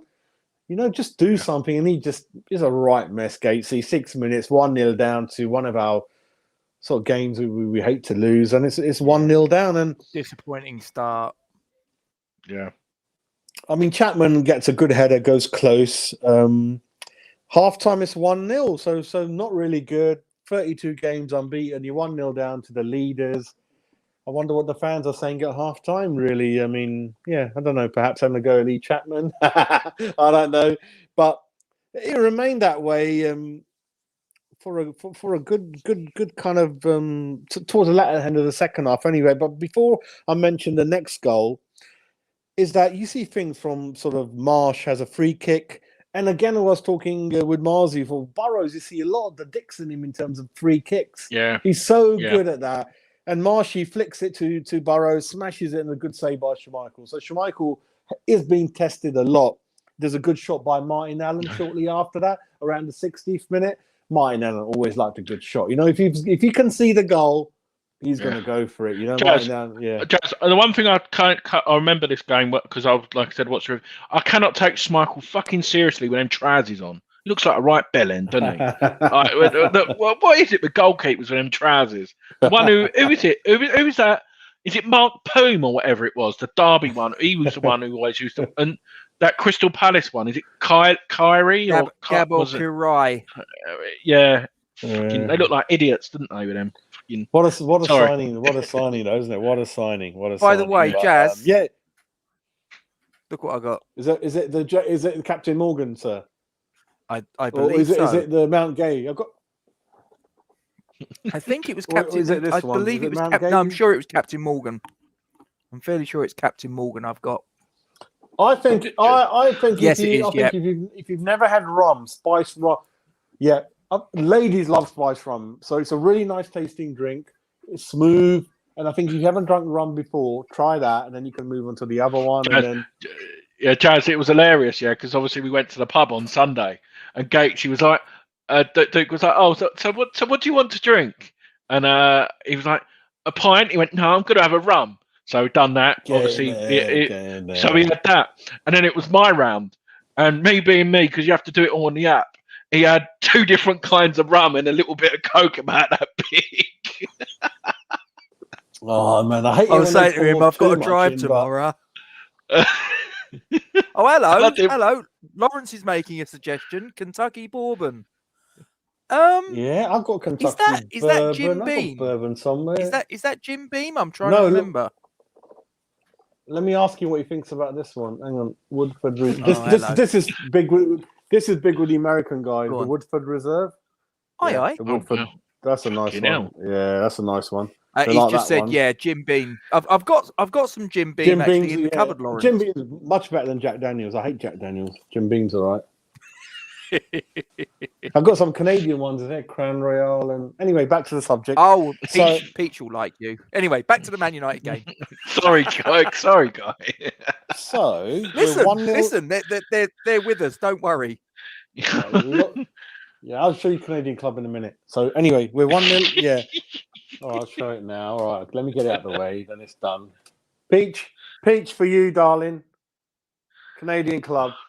There you go. Wow. So wife went to Toronto for a wedding last year, before the breakdown, and she lockdown, and then she brought that back for me. And there's another one, Crown Royal. Lawrence, honestly, his garage is something to behold, Lawrence. I've seen it, and it's like, oh my goodness. He'll like this Crown Royal. It's really nice. It comes with it's a bit posh. This was done one of the Queen's birthdays, I think, special one, because we always has a link, like New Zealand, part of the sort of a Commonwealth and things like that. Really, Crown Royal is really nice. It's the bottle. It's such a beautiful bottle. I mean, it's got a really funky design on it. It comes with a little pouch thing. But are we ready, Gatesy? Crack on, my friend. Crack on.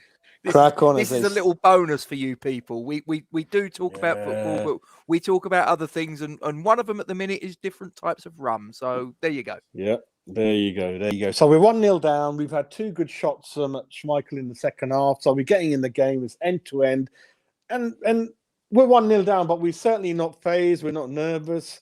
We're giving it as good as we're getting, really.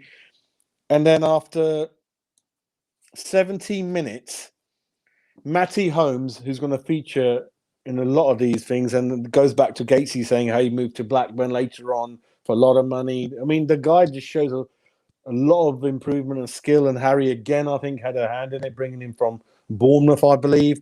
So Matty Holmes crosses to Chapman. He beats Dennis Irwin on the right side, cuts in, left foot shot above Schmeichel on the roof of the net. It's 1-1, ladies and gentlemen, with his left foot. I don't know if he's left-footed or right-footed, but a lot of the people, because he scores 2 left-footed goals in the games I'm covering, and one of the commentators in the second game does mention that.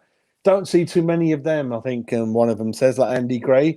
So that's what I love about these strikers. You know, the really class ones, always there at the right time. And, I mentioned he's 33, everyone, but you should see the games, how he runs back up to the halfway line. Things that we always have a go in Tony sometimes. He's closing the goalkeeper down. This is how this goal happened. He's just giving the defenders a nightmare. He might look clumsy sometimes, but he's always in your face. And he can head it. He can obviously score with his foot. What a pedigree the guy's got. And he joined us on the back of the Portsmouth transfer. So he originally said no to us before joining Portsmouth at the beginning of this season. Then we buy him literally after 5 games, and he realizes he's made a mistake. And we go back in for him.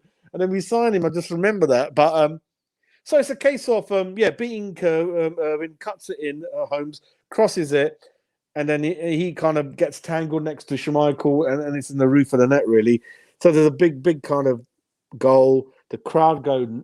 If it was electric when we hadn't scored, absolutely the roof blows for the net. People are just. This is one game where I don't think any West Ham fan can arrive late or certainly leave early. So they're all there. It's 1-1, and it's going to change everything, really. But what I noticed, which perhaps Miles is going to like, there's a bit of a fight and a tangle between Bishop and Mark Hughes. I saw that. So something's going on the halfway line, and Mark Hughes is trying to run away, and Bishop's trying to grab him and bring him back. He's going like that, isn't he? He's just literally going like that. And as soon as that happens, the whole crowd are just booing anything Mark Hughes touches or goes near. The crowd are on his back. I think they've forgotten. I think they're leaving Incy alone for a minute. And it's just end to end. John Motson's commentating. It's the main BBC game in the evening. It's just going absolutely nuts, really. So, but that was 17 minutes.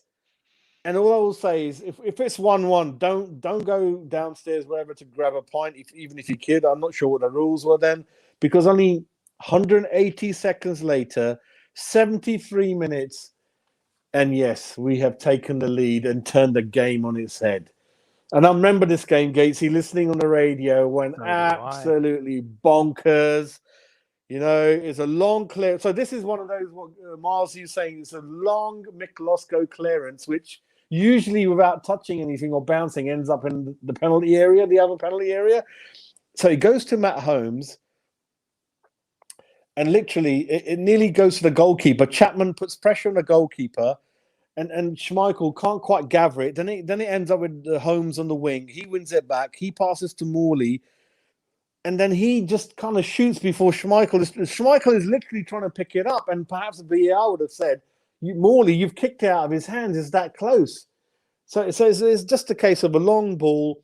It's not good clearance. Schmeichel's trying to pick it up the edge of the area. It's run on. He can't gather it. Matty Holmes picks it up, chucks it back in the box again, and then Morley taps it. I reckon his hands are probably like that, about to pick up the ball, but Morley's got his foot in there, and I've never seen a big smile than that on Morley, and even him like, wow. I remember even Tim Breaker joining West Ham and saying, God, I've heard you guys. Huge crowd, and someone said, you think that's like, there's a game like last year, they go, Tim, you think that atmosphere is good? You haven't even seen the big games, mate. You can imagine on this day, oh my God, it's going mad. and we were kind of 2-1 up, and Chapman really wanted it. And what happens after this game, everyone, is they're signing from last season. Dion Dublin comes on. So Man United are really now desperate of now. homes You know, under the hammer. Yeah, so they signed him from Cambridge, ex-Coventry guy. Really nice guy, looks like captain material. And in this game, what you notice, Gatesy, is what will happen later on, what's happening during the game. He's looking after Paul Ince. He's like talking to him, saying, calm down, just don't worry about what's going on, focus. So he's obviously being like a mentor to him, really, even though in age, I don't know who's older or younger. So Dion Dublin comes on, and Alex is like, God, we're unbeaten in 32 games. We're 2-1. No wonder we're his nemesis. There's numerous times in this history program we're going to mention how we just do Man United and no one understands how. So we're 2-1 up. And then 87 minutes gone. Steve Bruce finds Irwin on the right-hand side. And everyone's got to watch this goal. It's a big F up by McCloskey again. I mean, I've got to keep coming back to this. It's embarrassing. There's 3 defenders in there. McCloskey's there. They all miss it. Keith Rowland doesn't clear it. And then Paul Ince comes rushing into the penalty area like a train, and he ain't going to miss that. And he bundles it into the net.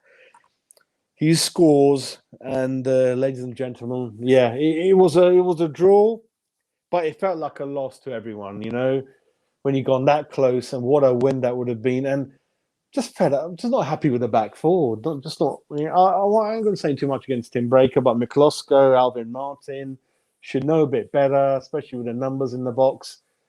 It was such a silly goal to give away, everyone. It's such a silly goal, very careless, and I'm sure the manager's fuming.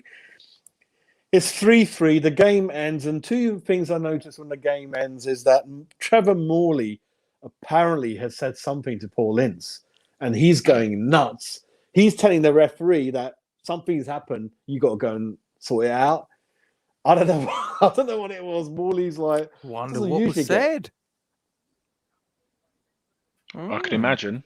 The second thing is Martin Allen just gives him a nice little tap on the back, like the opposite to Martin Allen's like, well done, well played. Alvin Martin tries to give him a hug, but he's not that. He's a bit cold, Paul Ince, you know. I mentioned Martin knocked him out in a fight 2 years ago when he knew. But I was going to say maybe that. No, Alvin's your senior. Well, you never know, do you? I mean, did he hold a grudge? But I know whatever phase he's in, he's not in a normal moment. He's in his own little world till he gets up the ground, and perhaps he didn't quite acknowledge him the way he should have. I thought it was a lovely gesture from Alvin Martin to go near him, just kind of, you know, and he could have shook his hand. He just kind of brushes him off a bit, but perhaps he didn't mean it. I don't know. I just noticed that. Yeah. I mean, you look at the table. United were top coming into the game. We were still in the lower mid, and we managed to kind of on a nice 3 p.m. Saturday, Upton Park. Would love to have been there. You got to watch this game for the atmosphere. Oh wow, it's kind of up there. It was white hot. I remember it. Absolutely white hot, deafening. 4 goals. Do you have the program for this one, Jazz? Yes, I do. Yeah, that's the one. Yeah, that's the one. There it is. Yep, I got that as an overlay. Yeah, that's the one for that one. That one. Yeah. So again, all games I'm going to cover, it's going to be Lee Chapman. So I want all the fans to not think of him like that. You know, just stop it. I mean, respect a guy who's come with a really good career and 33. He's giving it all. He's running. He's backtracking. He's setting goals up for Morley. He did a job for us. Yeah, but I don't know why. I mean, we'll cover it when we get there. Maybe next season, things obviously. But you don't do that to your own players unless something really, really sharp has happened. So I think that's where our passion overspills a bit and we get a little bit naughty. So, but 2-2, 4 goals, and we didn't win, but I had to mention it for so many reasons: the atmosphere, them being who they were, the Paul Ince return. Man United, everyone. I hope everyone enjoyed that. Oh, look who's turned up! Look who's turned up! It's my little boy. It's my son. Hello, mate. I love you too, son. You know I love you. Lovely. He's after something, Marley. I mean, Gatesy, he's after something, isn't Love you. Yeah. What's the combination for the fridge? Yeah. It's going to cost me a few bob, that's for sure. Jazz, that was an excellent selection, my friend. Thank you very much indeed. So, no worry. Milesy, match number 2 for you, my friend. The reason why I sort of picked this game, one, it's because it's a London derby, and I love a London derby. And 2, it was the day before my birthday. So it was the day before my 2nd birthday. So that's the reason why I picked it as well. What's the date, Milesy? 2nd of October, 1993. Great. So what I'll do is as well is on the footage you actually had an interview with Billy Bonds after, and I put a few quotes in there, so I'll mention that at the end of it as well. But there's not really much footage on this game, but we come away with the victory 1-0. And any victory against Chelsea will be worth it, and they had a few known players in the squad, and I just don't like them. So that's the main reason. Shall I get out the match card for you, Milesy? Oh yes, please, mate, if you don't mind. Here we go. Right, I'll just zoom in a bit. Yeah. Take us through those teams here, mate. So West Ham lined up with Ludo, Steve Potts, Tim Breaker, David Burrows, Tony Gow, Ian Bishop, Peter Butler, Matty Holmes, Mike Marsh, Lee Chapman, and Trevor Morley. Oh, God. How the hell do you say them names? Go on, Gatesy. Which one? Right, hold on. Okay, so the goalie. Chelsea, it was Dimitri Karine, Steve Clark, Russian money. Jakob Kjeldberg, Frank Sinclair, Andy Dow, Glenn Hoddle, Eddie Newton, Gavin Peacock, Dennis Wise, Neil Shipley. Substitutes were Gareth Hall and John Spencer, who was very well acquainted in later years with Julian Dixie's boot. Yeah. So that's another story. So obviously, there's some known very good players in there. Obviously, Glenn Hoddle. The one what stuck up in my mind, obviously reading through this, was the own goal specialist Frank Sinclair. Glenn Hoddle's playing. Wow, I didn't know that. Oh my God. That's what I was surprised as well, Jazz. I'm shocked. Wow. Yeah, I'm really surprised. But yeah, obviously we've got our former assistant manager and current Scotland manager Steve Clark in there as well. Yeah. Dennis Wise. I know he's not everyone's biggest fan, but for what he done on the pitch, I can't really. Listen. I can't... Go on, Jazz. Sorry, mate. I think he's one of those that you want on your team, don't you? Again. Annoying. I just want to ask Milesy, Milesy, do you remember these games? I mean, how old were you when we come to this season now? Do you remember anything?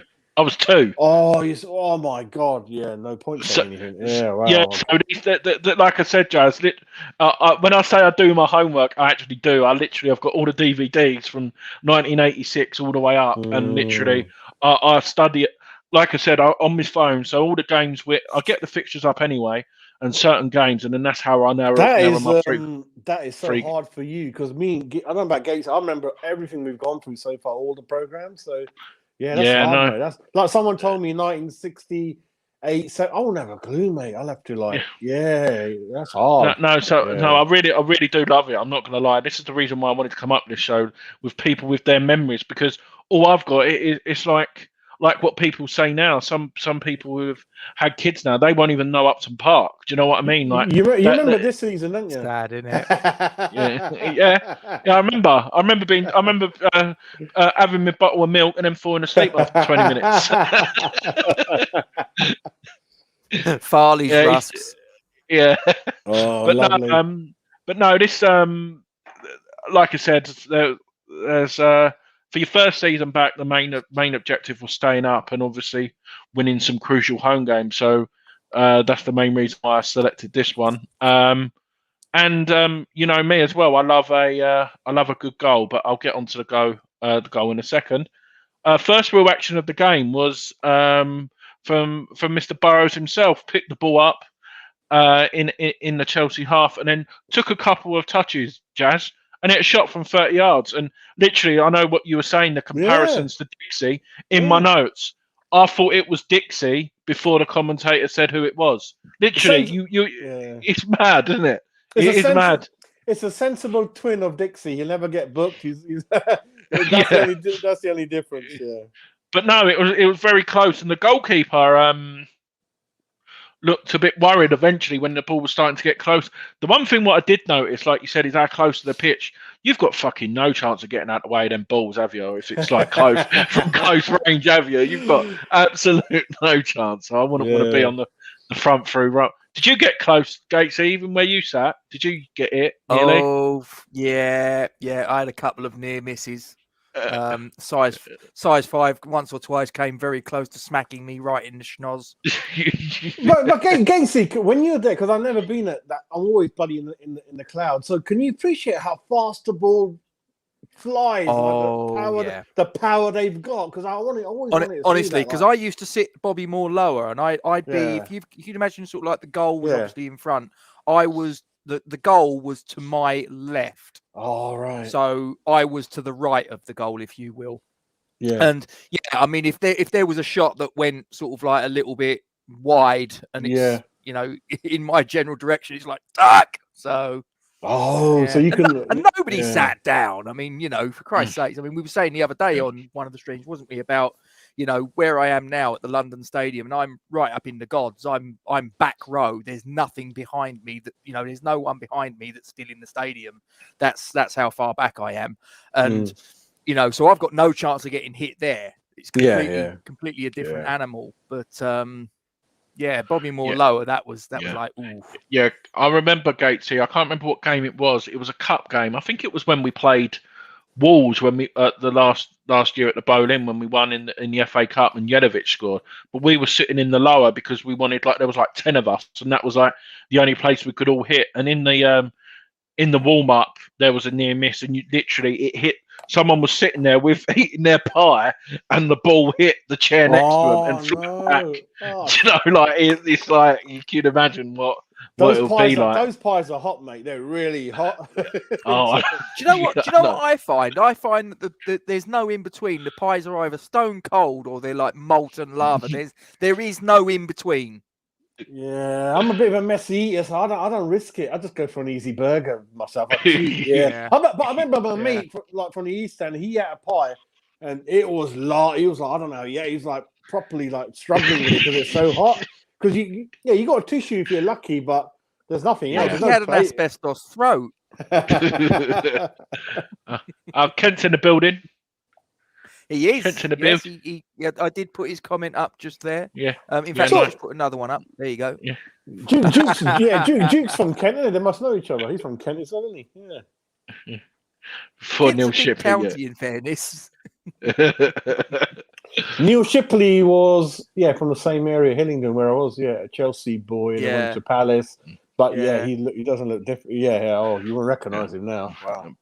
But no, it's funny how we just take a detour talking about fucking pies. It's great, isn't it? Pies, talk about the season, whiskies, rum, Kent. But now I'll it's get just to like being down the pub, isn't it? It literally is, and I love it. This is like the highlight of my week. I keep saying it, but I just love it. But as Jazz was mentioning about this silky one-touch football, and this is where we get the goal from Morley. The ball gets played up. Chapman flicks it on to Morley, plays it back to Chapman, and then plays it to Matty Holmes on the left. Plays a great ball into the middle where Morley's wide open. He takes a touch, controls it with the right foot, does a spin, and unleashes this shot from about 25 yards straight in the top corner. Straight in the top corner. I love and like you said, Jazz, he has a smile on his face all the time, and especially in the London derby, and he just runs straight towards the crowd, and everyone was going what? But there's not really much more highlights from this game. But like you said, that was the reason why I picked this game. Obviously, 1, because it was close to my birthday. 2, it was a London derby, and 3, I fucking hate Chelsea. But what I wanted to talk about, gents, was the interview with Billy Bonds after the game, and he talked about how the transfer for Dix had to happen. It had to happen, and for a manager to actually come out and say that, that's what sort of got me. It's worrying, like when we were saying What did he how much say? money. What was it? Why was it had to happen? What did he But go Gatesy, into the reasons behind it, or? But Gatesy, it's the two players, isn't it? Sorry, go ahead. That's what he said. He said he said he had to replacement, and what come in was two players, and he said he was happy with the squad with competition for players in every position, but his worry was the centre backs where he didn't have much cover, and that sort of makes sense with what everyone was saying. He said that was the only position where he was concerned, but you could sort of see from the outside, like how I saw it, because obviously we know what happens in the future. But he just looked very down. I don't know about you guys. Like after the game, I don't know whether it's. Do you know what? Do you know? I'm going to guess, Milesy, and it could be complete crap. One thing is we're so lucky because I always say, Milesy, we don't have anyone. When you look at our transfers out in terms of, it's easy to say the owners are not putting the money in. We don't have anyone to sell for any meaningful amount of money ever. So it's easy to look at Leicester. They sell 50 million. Look at that guy at Maguire and Kante. You add that. That's 200, and that 200 million. That is three of them. Yeah, we don't. Parker was the last one I can remember, or Arnie, about 15, 20 million if you're lucky. I think scraping the barrel. We're so lucky that we had Dix who got 2 million, which was a good fee in that time. I think going back to Billy Bonds, I got a feeling anyone who's coming in at the moment, even speaking to Gatesy, last two seasons, I can tell it's Harry who's doing the buying. And I think because of his knowledge, his skill, his acumen for new players, I don't know if he's got scouts out there that are undercover doing, like telling Harry about it with agents. Looks like he's close to agents because the club is pretty basically run, as you know. They're not that clever. Billy's got a heart of gold, but he ain't that clever either. So I think it could be that, couldn't it, Martin Gatesy? That's the only thing. It's like I saw him on a couple of other interviews, but like he said, he knew deep down. It was like I know it had to happen, but I think obviously a player like Dixie, you never want to see go. But the fact that, like you said, without them players coming in, I think we probably would have got relegated. The way I've been watching it. And the better that Matty Holmes and Marsh and Chapman, the better they do, the worse it looks for Billy and the board. Because the board already saying, "Oh, Harry, well done, mate, well done." Oh, what a little, and that's looking even worse for Billy. I think that kind of thing's happening. I'd love to hear Gatesy's views. Yeah, no, I remember that there was certain little whispers doing the rounds at the time. I vaguely remember where people were sort of saying that some or most of the signings that West Ham were making that time had Harry Redknapp's fingerprints all over them. Now, how much truth there is in that, I really couldn't say, but it wouldn't surprise me. And you look at the Matty Holmes transfer, like you say, and Scott, because didn't Scott Canham come as part of the deal as well from Bournemouth? I'm fairly sure he did. And we Paul Mitchell rings a bell. Paul Mitchell, someone called Mitchell. Yeah, Paul Mitchell rings a bell. That name rings bells. Just unfortunate that Harry. Just unfortunate that Harry Redknapp's son didn't come because he was a nice little tidy player, wasn't he? In his time, Jamie, he would have been nice. He was at Spurs a little git, wasn't he, Jamie? He was at Spurs originally. He was as a kid. He was. And just to sort of like to go on to this comment from Kent, you must be late to the party, Kent, because this was covered in Milesy's first game. No, Jazz's first game. I knew one of you did it. Listen, I'm blaming Kent, naughty boy, Kent. Kent. You know what? We don't miss anything, mate. As He's you know, we'll cover late. The same as West Ham Online. He turned up late as well. Next time we're going to cover the inflation rate, the retail price index, how much a baked beans was. Don't worry about that, mate. Should we do that? How much a newspaper video? We're going to cover the supermodels next week, all the American ones. Oh, hello. We're going to go into all that. How much a newspaper was, how much a loaf of bread was, how much a pint of milk was. All of that stuff. But just one thing. Reading Billy Bond's obviously autobiography, when he got married, or wasn't Harry the best man? So they were close, weren't they? Or Billy was for Harry. So God, I've got a vague recollection that one of them was the best man to the other.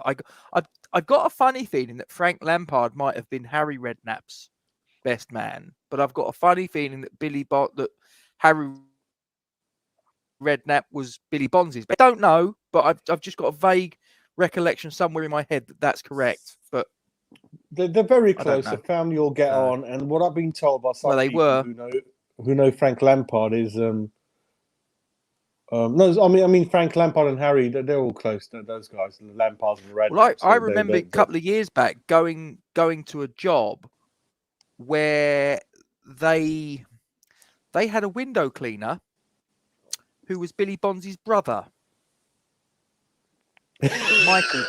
No, seriously, Michael Bonds, I believe his name is. Michael. And hi. I was told that Billy does not talk about that man. H just will no. But Lampard and the Redknapps are related. They're fine. Yeah. Oh yeah. They're They are. They're fine. So, Kent's coming up with excuses now. No, it's all right. We'll let you off. We'll let you off. We'll let you off, I won't Kent. kick you out. To be fair, it's a good excuse. To be fair, if I wasn't doing what I'm doing now, I'd probably be watching it with you. Yeah, exactly. So never mind, it's fine, Kent. Don't worry about it. We love. And we're over to Martin Tyler. Yes. Hang on, let me get rid of that then. Okay, so hang on. Have we got the program from this game, Milesy? I asked myself. Hang on a moment. I think you had it for you. Yeah, there it is. Have you actually got this program, Jazz? Yeah, I've got it. From the Chelsea game. Yeah, you've got it there. I'll tell you what. I'll take that off screen. Go for it. Well, 1 minute. Show us the real McCoy. Hang on. Oh no! And Lawrence has got to go. Good show. What time's the program show tomorrow? And do you know if Duke's improving his internet connection? He may have to go. Let me get the whole. This is the whole season. So let me. Oh wow! So which Lawrence, game thanks is it? Sorry? for coming, mate. We do appreciate it. What time's a preview show? He's asking. I don't know yet. We haven't made that decision. But you just keep Lawrence. If you've subscribed, don't worry. Make sure you hit the bell icon. And you'll be notified. Just keep an eye out. I've got a funny feeling we're probably going to do something tomorrow, but I'm exactly what time. I don't know. Yeah, get that date in for the pub. It's my nan's. It was my nan's birthday on Wednesday. Oh, lovely! It was her 90th birthday. Oh wow, ladies and gentlemen. And the plan is that I'm going up to see her tomorrow. She lives in Kennington, where I'm originally from. So the plan is that I'm going to go up to see her. Because I've got that. I don't know. Ground. That's it. Yeah. That's the one. I follow cricket a lot. Yeah, Oval. Yeah, nice that's where there. The bridge. I like the Oval. I like the Oval. 2020 cricket. Oval's I'll tell you what. Atmosphere than Lords. Honestly, that's brilliant. If you've never been, if you think cricket's a boring sport, go and watch a 2020 cricket game under the floodlights. I'll tell you what, absolute brilliant. My wife and I have done it a good couple of times now. We actually went again. I've gone off on a tangent now, but whatever. Just do the Huh? I was just saying, just do the preview show after like 5 o'clock when I'm back from football. Yeah, I'll probably do it something like that. So, Kent saying Jerome Boer on the front gates. Are we quizzing tomorrow? No, Kent, because as I say, I've got my nan's. My nan comes first. I'm afraid it's like I say, it was her 90th birthday the other day, so no quiz tomorrow. I'm afraid it is what it is. So, and Mark's got here. Lovely. Don't forget your toothbrush. Yep, remember that. Yep, I used to watch that quite regularly. So, that sounds kind of wrong. Yeah. That sounds quite wrong. It was. Google it. I won't bother explaining it. Okay. And Lawrence says he's got it. So, yep, no worries, mate. As I say, just keep an eye out. We'll. I think this might be a 3-hour show, Gatesy. I think this might be close to a 3-hour show. Doesn't matter. So it doesn't matter. Go on, Gatesy. My match I'm going to select is the match at Upton Park on. Hang on, just a moment. I'm just scrolling through. There it is. Okay, I'm just going to go and bring this on stream. And then I'm going to zoom in. This is the home match on the 11th of December, 1993. Oh, I remember it was a 3-2 victory against Coventry City. And I remember this game quite vividly because it was a game that Peter Butler had an absolute blinder of a match from what I remember. He was everywhere. And you sort of sit there and think, you know, a bit of great names that West Ham have had patrolling the midfield. And Peter Butler, bless him, with the greatest of respect, probably doesn't get more than a sort of passing mention. But I tell you what, he was very underrated. And in this match, oh my goodness, it was like he was, I don't know, sort of like Roy Keane, sort of like a West Ham budget version of Roy Keane. I mean, he was snapping at heel, you know, opposition players' heels. He was all over the place. He was, you know, buzzing around. He was energetic, and he popped up with a goal. So yeah, I mean, I liked Peter Butler. I remember him. He was a wholehearted player. He was no nonsense, typical Yorkshireman. As you know, I think we said it before. Typical Mr. Budden, innit? Mr. Budden loved him. Yeah, mate. Honestly, he was a cracking midfield player. He was one of the pivotal reasons why we got promoted the previous season, because the midfield pair in the main was Peter Butler and Martin Allen. That was the two. Ian Bishop would sort of be rotated in and around sort of thing, but in the main it was Butler and Allen. Sorry, Gatesy. So Mick Quinn, is that the one who is on TalkSport? Big Mickey Quinn. Yes. Yeah, that's him. Yeah. That is the one. Phil Babb, Liverpool. Phil Babb, Liverpool. You've got who else you got? Yeah, Roy Wegerle, who he was actually a South African, but he played for the United States. Okay. Yeah, I mean the rest of them, to be honest, I mean I don't really know any of the other ones. Roy Wegerle won a penalty. I mean, in an '89 League Cup semi-final, wasn't it? They were one of the teams that were always in the Premier League back in the day, but they were they never really had any sort of superstar players, did they? Not really. You know, Dean Dublin will join them later on, won't he? Him and Huckabee. Robbie Keane later on. Robbie Keane Huckabee as well. Darren Huckabee played for him as well. Peter Undlove. Yeah. And their grand, was it? Their old grand, Highfield Road? That's it. Highfield? Yep. It's gone, mate. They now play at Birmingham. They now play at St Andrews. They don't own the Rico, do they? It's called the Rico Arena. No, it got sold to Wasps Rugby Club. Yeah. So, my daughter's at Warwick University. That comes under Coventry on the border with Warwick. Oh, does it? We've got a Facebook user saying with great show. I don't know if you're still watching, Facebook user, but when you make a comment, this is how it shows us. We don't get your avatar, we just get Facebook users. We don't know your name. If you want to make yourself known, you've got to go to www.streamyard.com/Facebook, and then you've got to press a button on there, and then it reveals who you are to us. Unless you don't want to, in which case it's all good. But you know what our show is like, Gatesy and Marzi? We're like the Daily Telegraph instead of the Sun. So Sun's got a lot more viewers.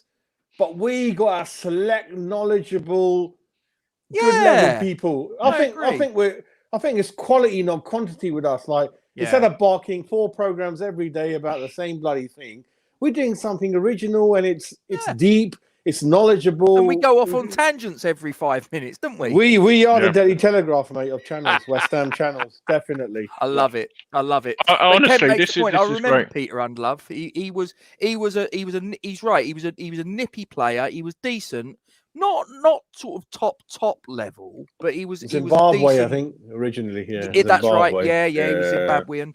And Kent's saying apparently they're going Coventry. This is, I'm guessing, they're going back there next season. So they must have come to some.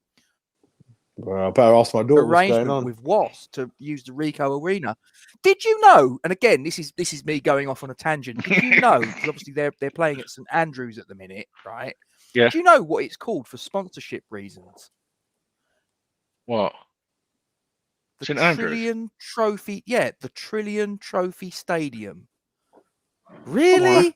What the effing? Doesn't exactly trip off the tongue, does it? Christ's sakes. Jeff Stenning will flipping struggle to say that. Look at this rum. Look at the percentage on this rum. 69%. From Ooh, Seychelles. mate. You ain't getting behind the wheel of a car tomorrow. Let me tell you. It's from Seychelles. Yeah, I'll never drink it. I just got it wherever I go abroad on holiday. I just bring a token home. What do you think of Captain Morgan's white rum? Warriors saying. What do you think about that? I'll drink anything like rum. I'm not bothered. My granddad, because he was from the army, he used to like the lambs, black, the dark rum in the winter. Oh, that'll put some lambs and a little bit of blackcurrant. Yeah, that's a bit more to put some hairs on your chest, isn't it, mate? Yeah. Lambs Navy rum. My granddad loved it. Go on, Gatesy. Sorry. That's the program from the match. Do you have that one, Jazz? Yeah, just there, mate. Yeah, just there. Yeah. I'll take that off. They're in such good nick, Jazz, isn't they? They're absolutely pristine, some of them are. The one or two, a little bit, you can tell they've been through the rain, so I'm going to have to replace those ones, I think. But later on, after the show, I'll show you what I'm trying to get is I've got the cabinets ready. I've got all the leather West Ham things from the club shop nearly. Yeah. So when it's all done and ready, I'll show everyone what it looks like at the end when it's done. Yeah. So I've got a special little...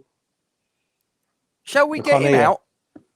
Shall we get the Aldi Martin Tyler out? I thought you got to finish that sentence, Gatesy, for the viewers. Doesn't matter. No one will notice. We'll edit it out. Right. Okay. So here he is, the Aldi Martin Tyler, commentating on the home fixture in the 93-94 season between West Ham United and Coventry City from Upton Park. Enjoy. So here come West Ham again. Score still locked at 0-0 here. Peter Butler. Mike Marsh. Back to Butler. Here comes Tim Breaker into the penalty box and slots it past Steve Ogrizovic for the opening goal here at Upton Park. And West Ham take the lead. Here comes Peter Butler.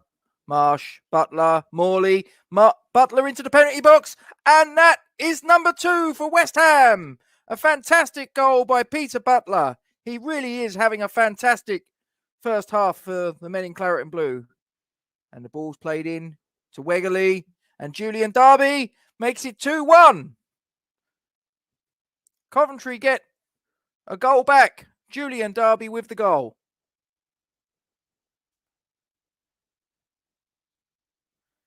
And West Ham down their right-hand side. Tim Breaker with the throw to... And is that a penalty? The referee says yes. He points to the spot. Mike Marsh was brought down by Peter Undlove in the penalty box. And no hesitation. The referee says that's a spot kick. Just seeing it here again from behind. And yet, definite penalty for me. No question about it. And it looks like Trevor Morley has got the ball. Looks like he fancies this one. Turns. And from 12 yards, never in doubt. He puts the ball to Ogrizovic's right, sends him the wrong way. 3-1. Coventry are not finished yet. Ball's played in. Julian Darby's there with the header. Past Ludo McCloskey. That's 3-2.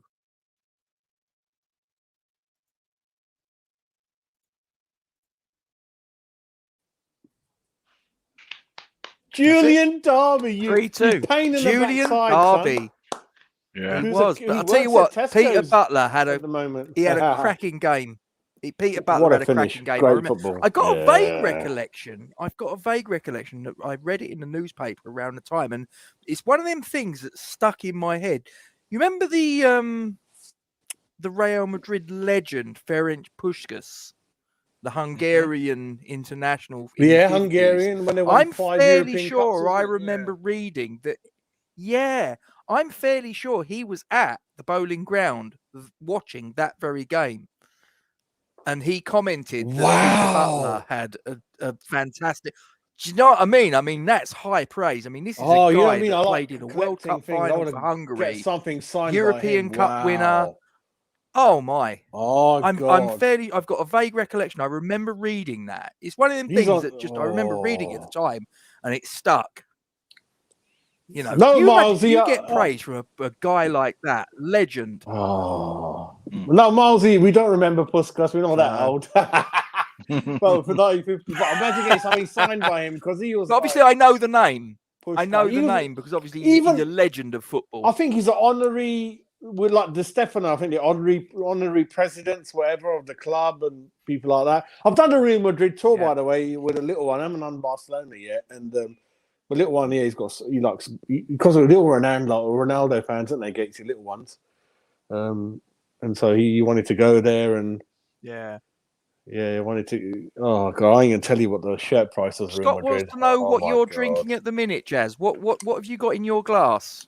He wants to know. Simple, mate. Bacardi. He's on the Bacardi, Scott.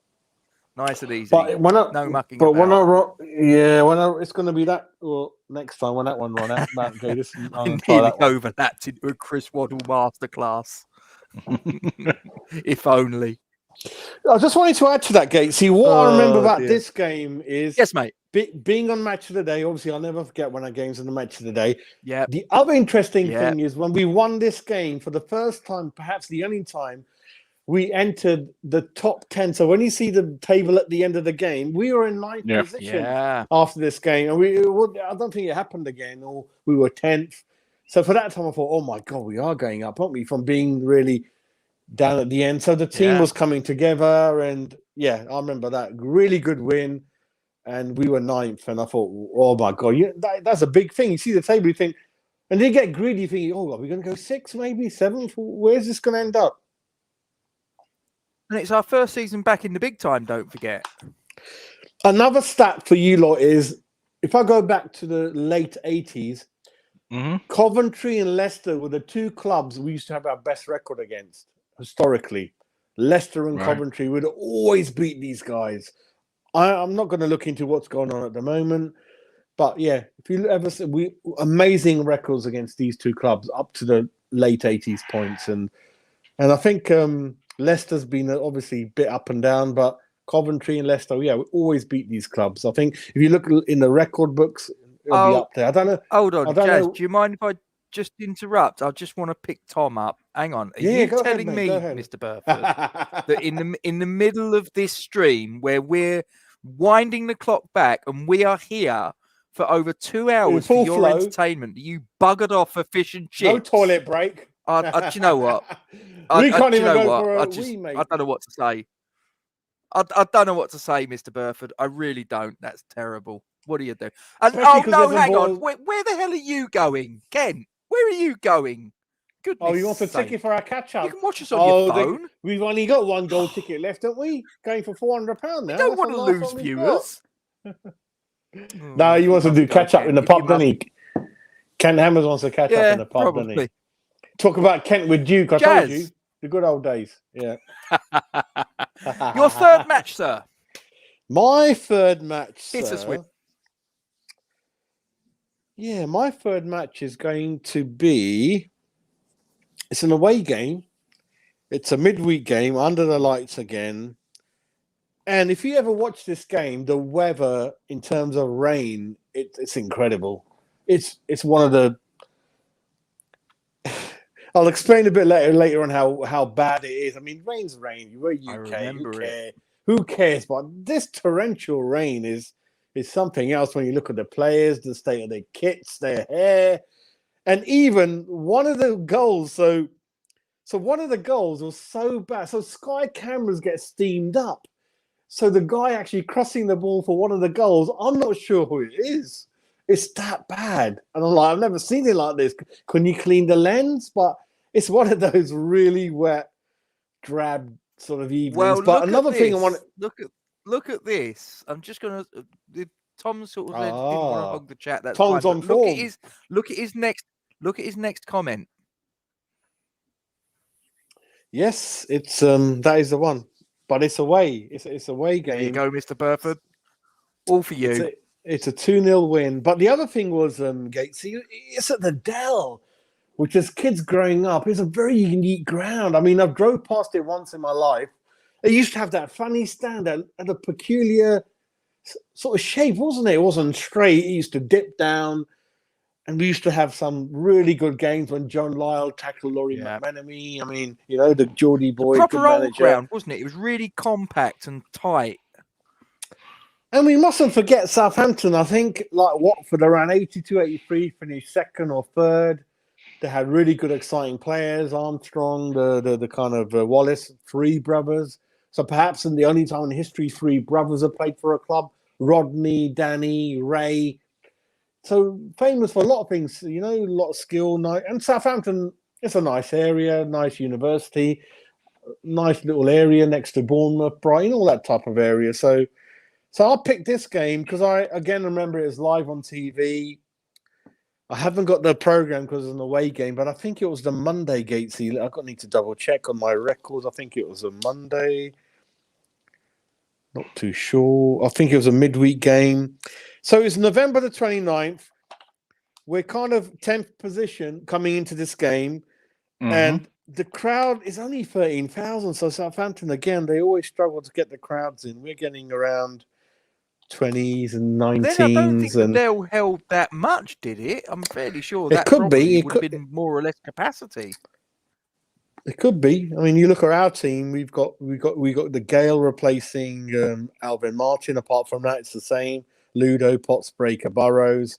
The midfielders are Yorkshire Terrier, Martin Allen, Bishop Matt, Trevor Morley Chapman up front.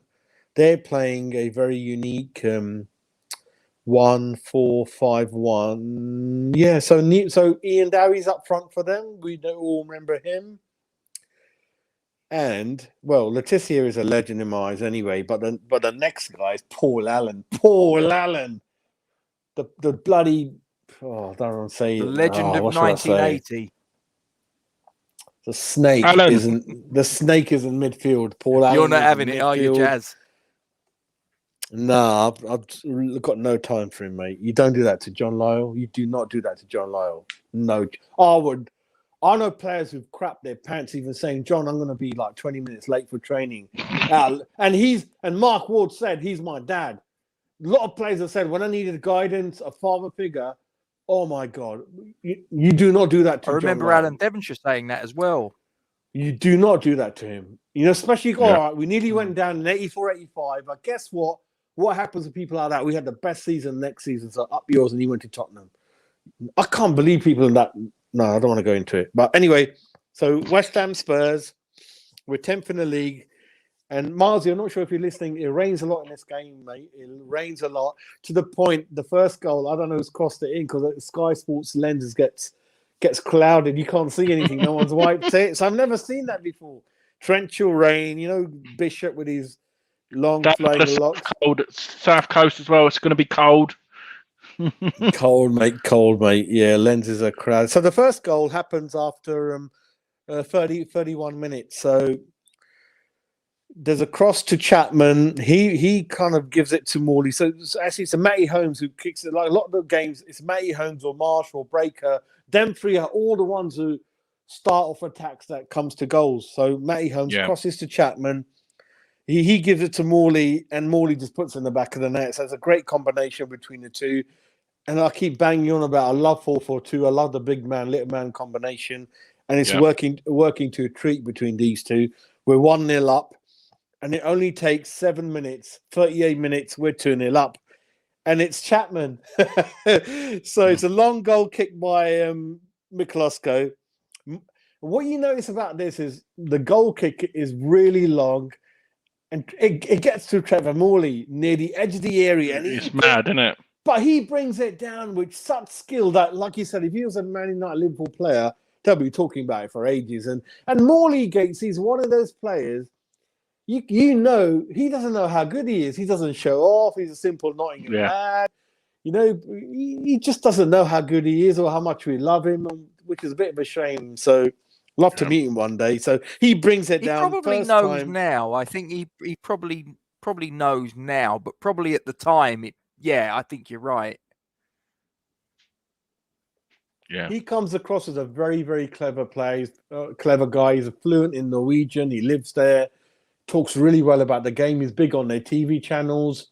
So we got a lot of talented speakers. Gail's big on BEN Sports, I believe. My son was telling me he's always on there. Cotty's well spoken. We got loads of great guys that should be more on TV. But shame we can't see them on Sky a lot. You see what I mean? I mean, good to see Bobby Zamora and Yeah. So nice to see some. Danny nice Gabardon as well speaks very well. In the day. Who ran Match of the Day for a decade nearly as a really, really classy, neutral guy. But there you go, mate. But so second goal, 37 minutes, long goal kick. Morley brings his down first time. Brushes off Cameron Cow. I mean, Gatesy knows a Dutch origin guy. Went to Chelsea later Played on. for Chelsea, didn't he? Yeah. Yeah. So what I love about him, he just knocked the Moncao, out of the way. And then the ball goes to Matty Holmes. He's on the edge of the penalty area. And then Matty Holmes crosses it to Chapman. And he kind of wraps his left foot around the centre-back who's touching him, nearly marking him. And he goes in the top right-hand corner. But what you notice is that defender is kind of Benali. And it just comes off Benali's toe and takes a bit of a ricochet. But you need to see this finish from Lee Chapman. And Andy Gray says, he's seen many of those left foot finishes from Chapman. But it's all about having the know-how. I think you're born a striker. And you finish and Miles is mentioning Clive Allen. Miles, the way Clive Allen finishes goals, you're thinking, wow, there's not too many people like that. Defoe comes into that category, Tony Cottee. You've got it or you ain't. And they just finish it and they're like, wow, how did you do that? And they just make it look so easy when we know it isn't. And it's 2-0 in that rain. And what I wanted to say about Chapman is, as the season goes on, because this is still a bit early, he celebrates with real vigour, punch in the air, shouts to himself, the fan. But later on in life, even when he scores, he's not celebrating. So I really want to look into, was the crowd that bad on his back? He just wasn't happy there. He was getting dogs abuse. He was getting absolute pelters, mate. Really weird, isn't it, mate? Really. And he's never had that in his career, I believe. Leeds must love him, Sheffield Wednesday, all those type of people. But anyway, what happens, we go 2-0 and Southampton haven't got a lot to offer after that. But what certainly happens is another Miklosko clanger that I like to always bring to everyone's attention. So it's 2-0. There's 10, 15 minutes left. But if you ever got Matt Le Tissier in your team, you need to always keep focused. That guy. What a legend. What a legend. Penalty taker, corner taker, free kick taker. So fantasy football was around that time. You'd have him as a midfield player in your team. And there was an interview. Yeah, go ahead. I remember that Matt Le Tissier, obviously, I know the one when he chips it over like two players and slots in, but I don't know if you remember off the top of your head, the goal Blackburn away, when he just took it out the air and he just smashed it from about that goal springs to mind for me, for him. Tim the Flowers, thing with him is I was about to say ex-colleague. So, I mean, and another guy I always mention, West Ham should have brought in as one of the understudies to Phil Parks, as I always say in a Gatesy. We should have got Tim Flowers in or David Seaman. We were a big enough club to attract both of them. One goes to QPR Birmingham messing about there. The other one's pissing about with Wolves. So it's a lot of mistakes we've done in the past, and we ended up with Alan McKnight, but never mind. So Matt Le Tissier with an interview with Gary Neville recently on Sky. It was such a lovely interview, and I think there's one with Alex Ferguson. I saw lunchtime, and Matt, Chelsea were very close to signing him, and he's just very happy in Southampton, mate. Nice contract, lovely part of the world, and it's just, and you know what he said, Gatesy Marzi, which really even goes back to why we sometimes hate the modern game. He said, "I think I owed Southampton something. They took a chance on me. They nurtured me. They brought me up like a kid." I thought, what a refreshing thing to say, and what a great man. Fantastic attitude, that. I remember him saying as well. He was like, "I wouldn't have moved just to get a trophy. I was happy where I was," and that's sort of like what Noble is as well. Do you know what I mean? It's exactly the same. Because Southampton built a team around him. He's worshipped there, like a bit of Rice is. So even hats off to Rice, even staying up to this point, I'm surprised. And I think he'll carry on one more season because we're in Europe. We got another great guy with a good mind, and hope I don't bite my words, but I think we got him for another year, lads. I think we got him. I reckon another 2, Jazz.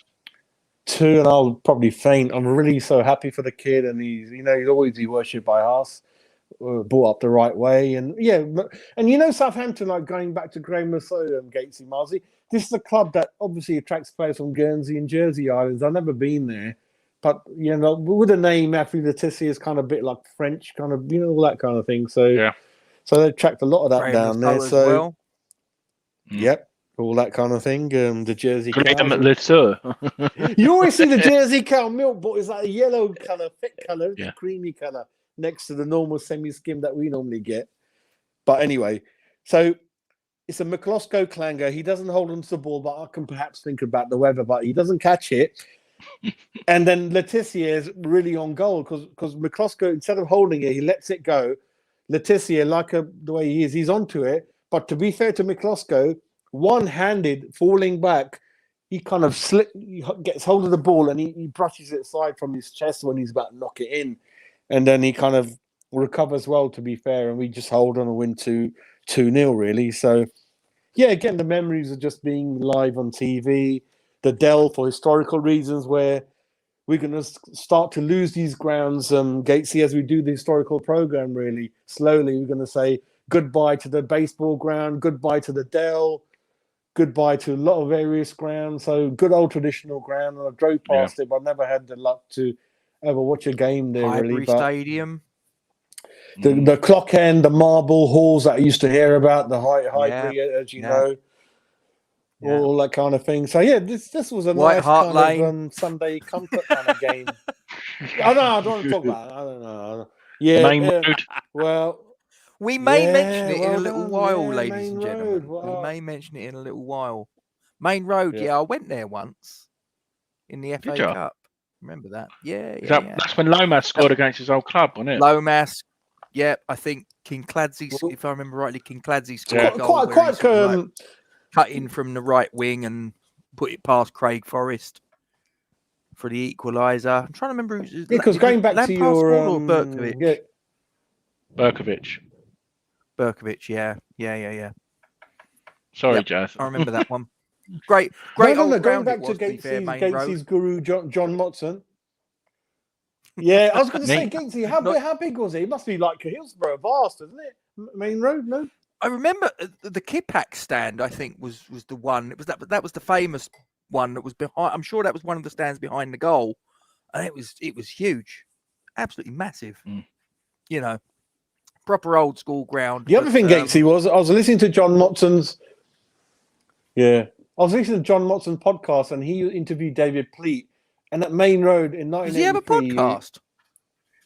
Yeah, John Motson. Yeah, he interviews... He's got 11 on there now. He's got Jerry Armstrong, Nigel Clough. Really good, Motty. And he mentions David Pleat running with his white shoes and suit winning the last game of the last season, 83, where... When he was Luton manager. Whoever wins... Yeah, he's running like a...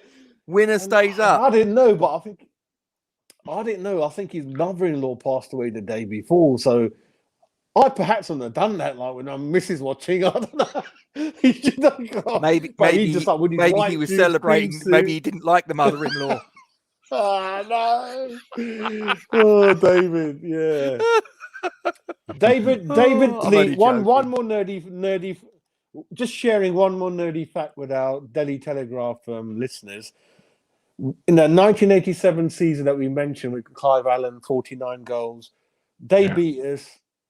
Oh, they wiped us out the floor. I think we lost 5-0 in the League Cup quarterfinal replay, which was one of the worst days as a West Ham fan as a kid. They wiped us 3-4-0 in the Boxing Day game. And John Lyle wrote a handwritten letter to David Pleat, which Pleat mentioned. Why would you mention it? Managers probably get letters all the time.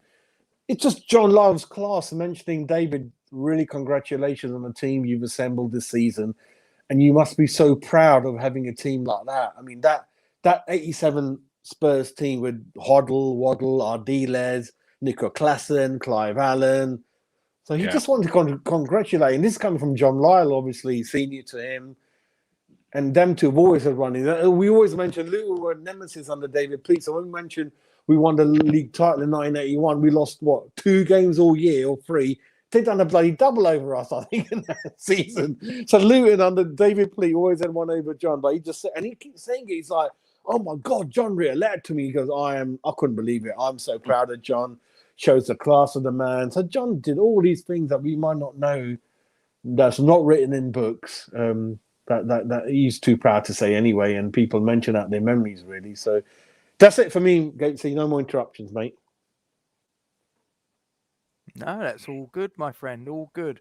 So thank you for that, Jazz. I'm just going to take that off stream. Bilesy,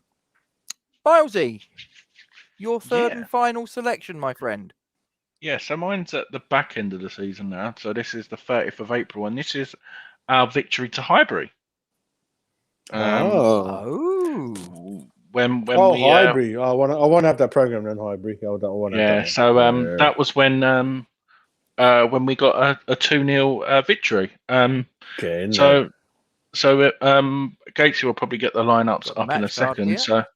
So There we go. this Right, I'll just zoom in a little bit. these had some players in this Arsenal team was ridiculous, absolutely ridiculous. Now I believe, and correct me if I'm wrong, gentlemen, but I'm fairly sure this match was played just shortly before Arsenal went to Copenhagen to play in the European Cup Winners' Cup final against Parma, if I remember correctly. I think they played that game.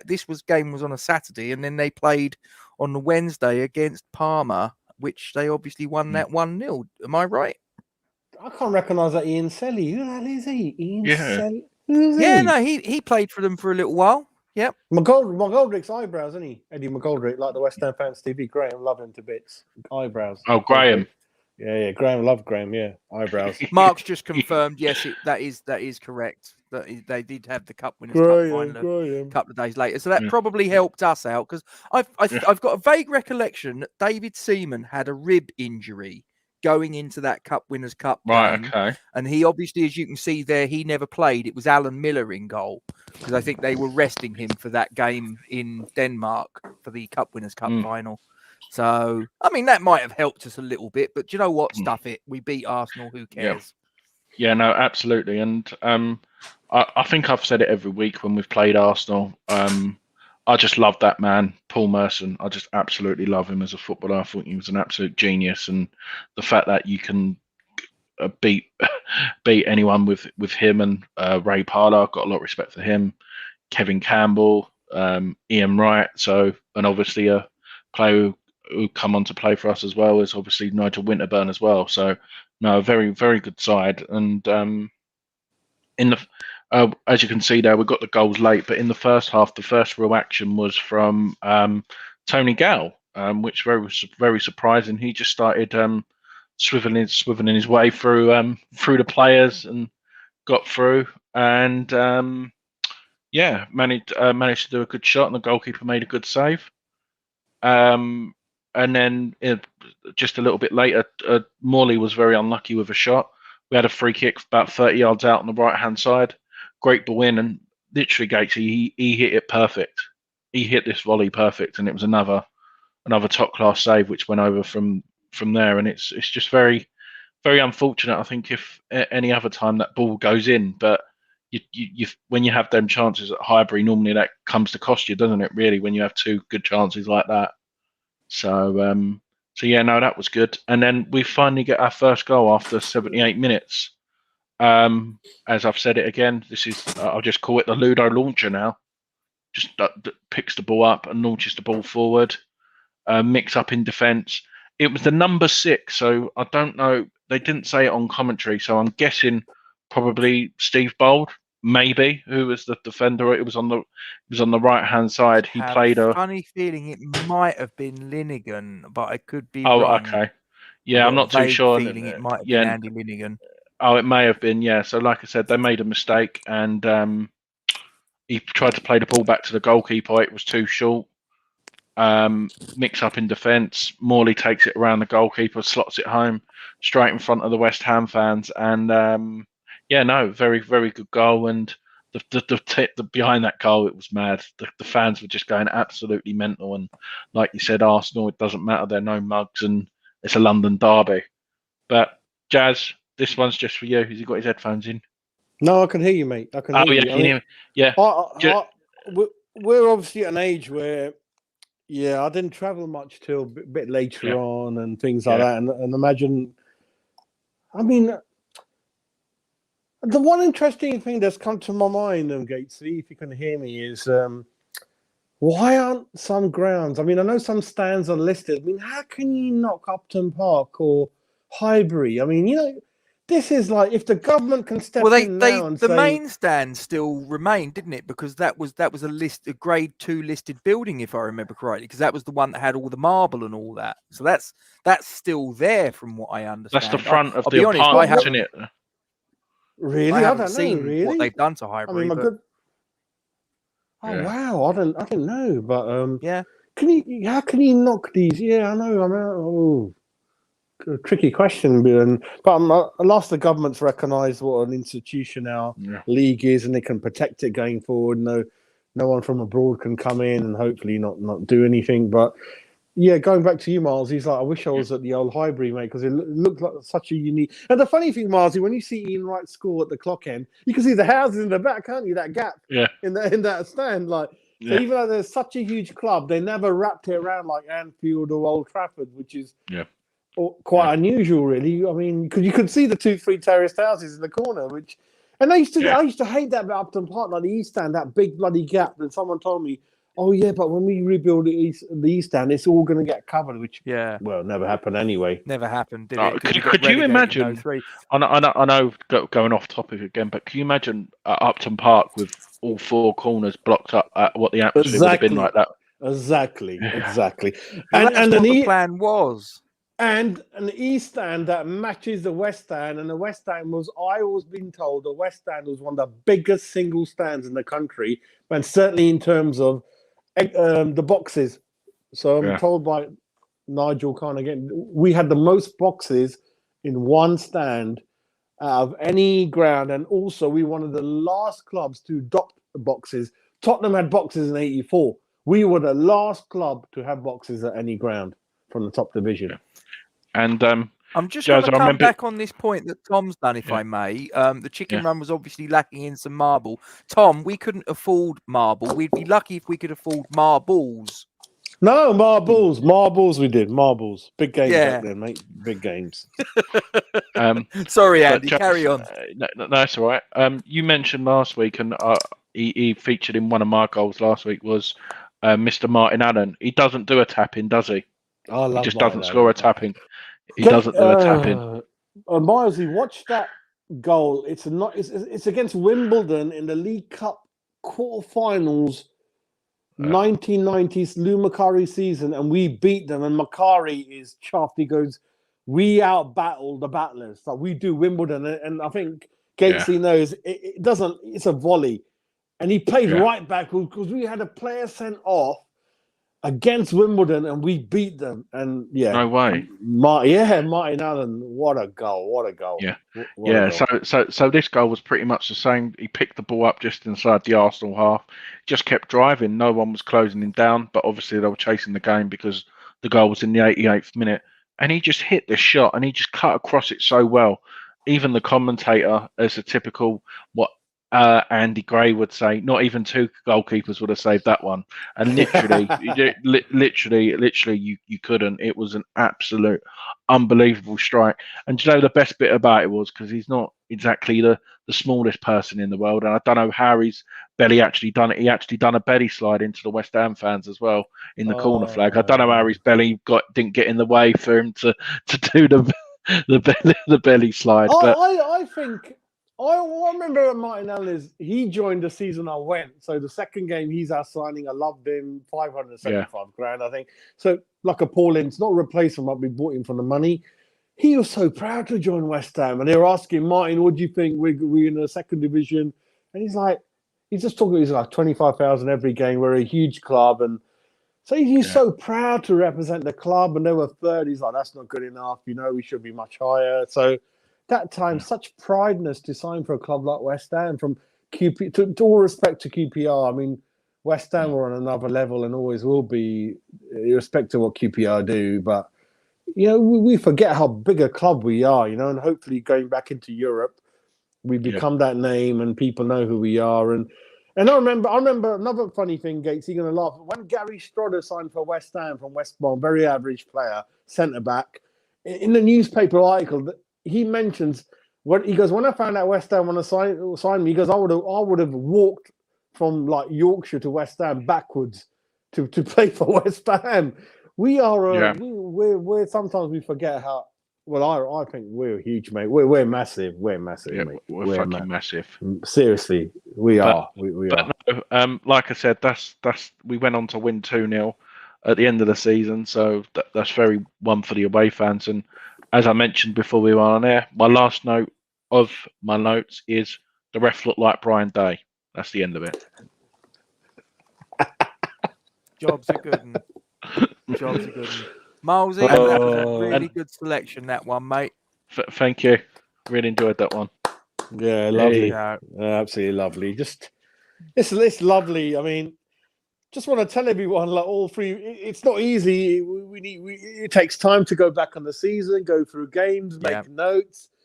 John Motson over here has to do the audio. Miles, he was not even he was born, but he didn't know anything. So if anything, I'm in the easiest position. I don't do any commentary. And I'm West Ham man. I remember everything on the back of my hand. He just gets tanked up on triggers rum. me again, and that's all he does. It's like the memo. It's like the memo. It's remember just refining the edges and Jazzy's bring the rum. If anything, 5 hours is not enough for me. I can bark on and on and on about facts. No. Well, we've broke our record, gents. We're on the longest show already, and Gatesy still got to do his last game and the Hammer of the Years. Okay, because I want 5 minutes just to do programs quickly at the end. So I'm going to let Gates. I'm not interrupting anymore. Gates. Yeah, you're on it. You're on it. Oh, and do you know what I forgot? So I'm going to do it now. This is from the Southampton game that we did earlier. That was your one, wasn't it? Was it your one, Jazz, or was it Milesy? Yeah. I can't remember. We had the Southampton game. My one, sorry. It was you, wasn't it? I didn't nice. Jazz, yeah, because I didn't. Remind me. Can you remember the commentary that you heard? The Sky commentary. Correct me if I'm wrong. That was Jonathan Pierce, wasn't it? Yeah, it is. I forgot. That's another thing. I remember that. I have a lot of time for him because I used to follow him on Capital Gold around 1991, and there was this new, fresh voice that was really animated, really loud, and different to the sophisticated Barry Davies. And I'm a big fan of Brian Moore. And I'm just wanting to, again, I know Dukesy ain't here, but Brian Moore has got links to directorships at Gillingham Football Club. Seriously. He's got he has. Or he did. Obviously, he's no longer with us. Yeah. But there's rumours that he was a West Ham. He had a lot of time for West Ham. He always seems to be... I think he had a soft spot for them, didn't he? Yeah, for West Ham. It's extra when you look at the goals that he commentates on. He just give it an extra 5% when we score, and he always commends on how well-run club and attacking football and good morals and John Lyle and Ron Greenwood and things like that. But anyway, you go ahead, Gatesy. Go ahead. Sorry. That's all right, mate. It's not a problem. Okay, I'm going to put this one on stream for you, ladies and gentlemen. I'm just going to go full screen with it and zoom in so you can all see this one. Yes, I have chosen the game at Tottenham Hotspur, the old stadium, White Hart Lane, where we rocked up around about February time, if I remember rightly, and we won 4-1. How do you like those onions? Not often we turn up and do Tottenham 4-1, but this was one such occasion. Let's just look at the Tottenham Hotspur lineup. So they had Ian Walker in goal. They had David Kerslake, Kevin Scott, Steve Sedgley. Look at that, Sol Campbell in his formative years as a professional footballer. Wow. Yeah. There he was, Gary Mabbott, who was. I'll be honest, I liked Gary Mabbott. I know he was Tottenham, but I had a lot of time for Gary Mabbott. Nice guy. He was. He always came across well. He suffered a lot of diabetes, didn't he? Yeah, famous diabetes, and he had his face smashed in by John Fashanu, if you remember correctly, as well. I do. Eye socket all gone, and his brother played as well. Yeah. Jason Dozzell, who was at Ipswich before, Billy Samways, who played for Everton later on, Nicky Barmby, who had a excellent career. He went. I think he played for half of the teams in the Premier League. And Ronnie Rosenthal, and look on the bench, Teddy Sheringham and David Howells. So we know what we think. Well, we know what we think about Sheringham on this channel. Yeah. Oh yeah. And then you look at the West Ham lineup. We had Ludo in goal. We had Stevie Potts, Tim Breaker, Keith Rowland, Tony Gale, Ian Bishop, Peter Butler, the Huddersfield Yorkshire Terrier, Matty Holmes, who, probably, his ear rolls could probably do with a bit of work, but what do you do? Mike Marsh, Matthew Rush, and Trevor Morley, and Steve Jones. Look at that. Now, look at there. Steve Jones was one of the substitutes who came on to good effect for Peter Butler, because obviously he scored a goal. Now, the interesting thing here is that they've put down that Steve Jones got the first, then the second and the third goals were Trevor Morley, and the fourth goal was Mike Marsh. However, I've watched it, and it's Steve Jones who got a second goal. So I don't quite know why it says Mike Marsh there, but there you go. It is what it is. Anyway, you came to see it, ladies and gentlemen. You came to see it. Here it is. This is the game you've been waiting for. This is from White Hart Lane. This is the small matter of Tottenham Hotspur 1, West Ham United 4. Enjoy, and I'm sure you will. So, corner to Tottenham, played in by Darren Anderton, but it's cleared. It's Ian Bishop now, brings it clear of the West Ham penalty box. He's got acres of space to run into. He plays the ball through. Steve Jones, first touch lets him down. Second touch doesn't. That's 1-0 to West Ham. They've taken the lead here at White Hart Lane. Steve Jones. Matthew Rush plays the ball forwards to Tim Breaker. Swings it in. It's cleared by Scott. Bishop. And that's surely a penalty. And is bundled over in the box, Trevor Morley, and he'll now have the opportunity from the spot to make it 2-0 to West Ham. From 12 yards, 2-0.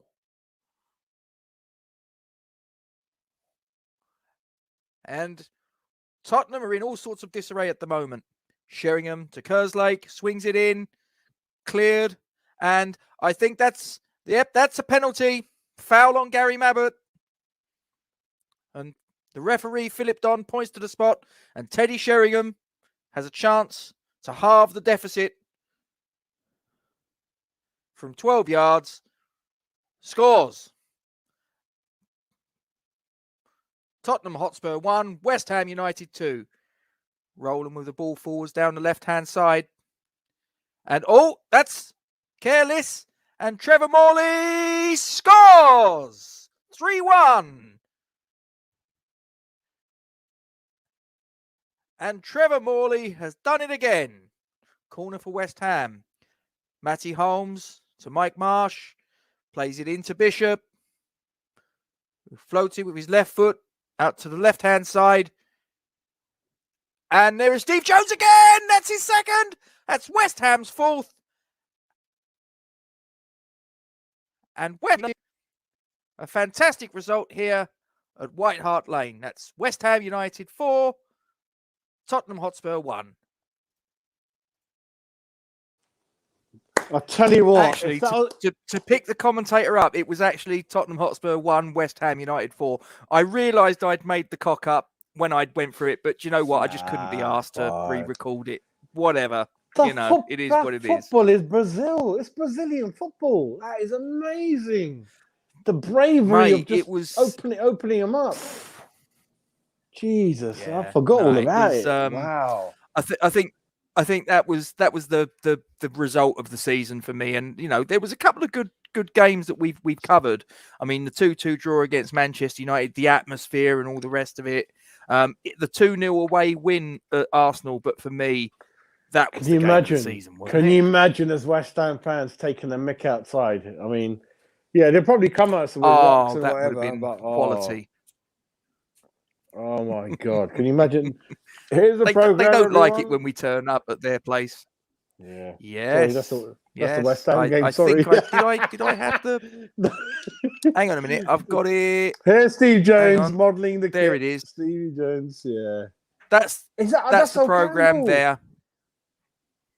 Yeah. As I say, it was. I didn't. It was in the early days of his career. He'd been like Ledley before King, he went and became a little bit of a pariah. Oh, he was solid though, wasn't he? To be fair, take off my. I think deep down, and he was. Yeah, I think deep down, when people like him Ashley Cole do what they do, and then we love it because then it's Arsenal fighting with Chelsea, Chelsea fighting with Spurs. We love it. So that's nice to see. Do you know, there was something else I forgot. When we did Miles's game, the 2-0, there was this. That's the program from the match.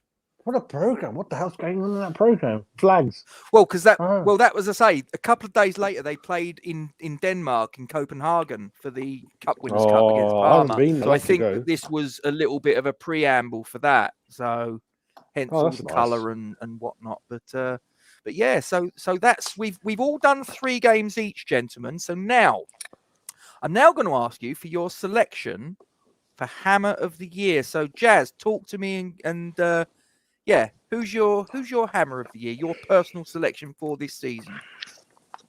I didn't think about that. Well, let me just have a. I'll tell you what. You have to think. Yeah, you have to think. I'll get that question to Milesy. Yeah, I don't know. See, mine's Steve Potts. Mine's Steve Potts. The reason why I've picked him is because played 50 games, captain, and whenever I see him, he never made a mistake that season. So yeah, that's my reason for it. Rock solid.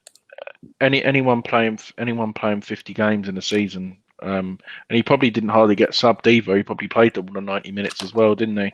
How old was he then, roughly? Then he was so reliable. Oh, crumbs. Well, didn't he make his debut in around about 86? I'm just having a look now. 87. Good point. 87, I think. Yeah. Right. How old was he when he made his debut, Jess? Can you remember? He was a teenager, wasn't he? I think he was in his teens. Gatesy, he's famous for being one of Paul Ince's best mates, if I remember. He's a very close friend with Steve. They would have come through around about the same time, wouldn't they? They're very close to this day. Yeah. But having said that, the game I covered, he kind of Paul Ince brushed him to the one side as well. But that's what I meant. He was in his zone. He didn't know who's near him and what's going on, and that's why. Yeah, but So he was born in 1967. So what's that? 22. 23? No, well, he'd have been. No, he'd been older. So we're talking about 27 by then, wouldn't he? No. Born in 67. So 77, 87, 27. 1994 is 27. Yeah. Oh wow. Yeah. Thank you, Scott. Appreciate it, mate. I do it for your entertainment, ladies and gentlemen. I don't think I'm going to get a job at Sky anytime soon, but there you go. You never know. Some of the plunkers on there. You never know. Yeah, so that's my Hammer of the Year, Gatesy. I know he got runner-up, but so I went for Steve Potts for me. 50 appearances, like I said, solid as always, and a good captain. So yeah. Luke saying there, he loves the use of my phone voice. We all have a phone voice, don't we? You know, you pick the phone up. The bouquet residence, the lady of the house, sort of like that. Yeah. We've all got a telephone voice. You know, anyone that says otherwise is talking nonsense. But Jazz, so have you made a decision on who you think you're going to go for as your choice of Hammer of the Year? I think Milesy was very, very, very clever, very, very good knowledge what he said, because I mentioned that Potsy has not missed a game. He's partnering different partners, Gale, Brown, Martin Allen at one point, believe it or not, is trying to help him out. And God, it's difficult, isn't it? Wow. Morley doesn't miss a game, does he? Morley doesn't miss many games, scoring a lot of goals. Chapman. Oh, this is really hard because Butler's there, Burrows is a new player, Chapman, Morley. This is really tough. But I'm going to go for... Right, I'm going to stick my neck out. I'm going to go for Mike Marsh. Because since he signed, he doesn't really, as far as I know... Actually, you know the Blackburn game? Is he playing in that game? Is he playing in that game, or is he the Blackburn game at Ewood he does. Park? He does play. Yeah, he does play. Yeah, that was his debut. Yeah, they just put him at number 2 for some reason. The West Ham program as a fullback, but it's weird. I'll put in Marshy because that creativity. You can defend as much as you can, but you can't win a game if you don't score. So Marshy, new player, everything linked with him. You know, a lot of the goals I spoke about. He actually starts it and then he gets in the middle, then he finishes it again. Both feet. A player who never had a chance at Liverpool. But we all know Liverpool players, speaking earlier. Yeah, so Jazzy played 42 games and 2 goals that season. I can't knock him. Because he was orchestrating and losing Keane and Robson the season before is crucial. And him and Matty Holmes, and it's very difficult. Everyone's correct, but I'm going to go for Marshy because I think he even overtook Bishop in terms of orchestrating things. What a skill the guy had. Not tall, tiny lad, but God, the guy had skill on him. You can't, Liverpool player who liked possession football, good passing ability, and when you're in the middle, you can't go from the back to the front until it gets to the middle, and then he connects it all, as you know, which is so crucial. And another question we can tackle: what is the most important positional area in football? And I think it's probably midfield where all your money should go. It's such an important area, midfield, which you often forget.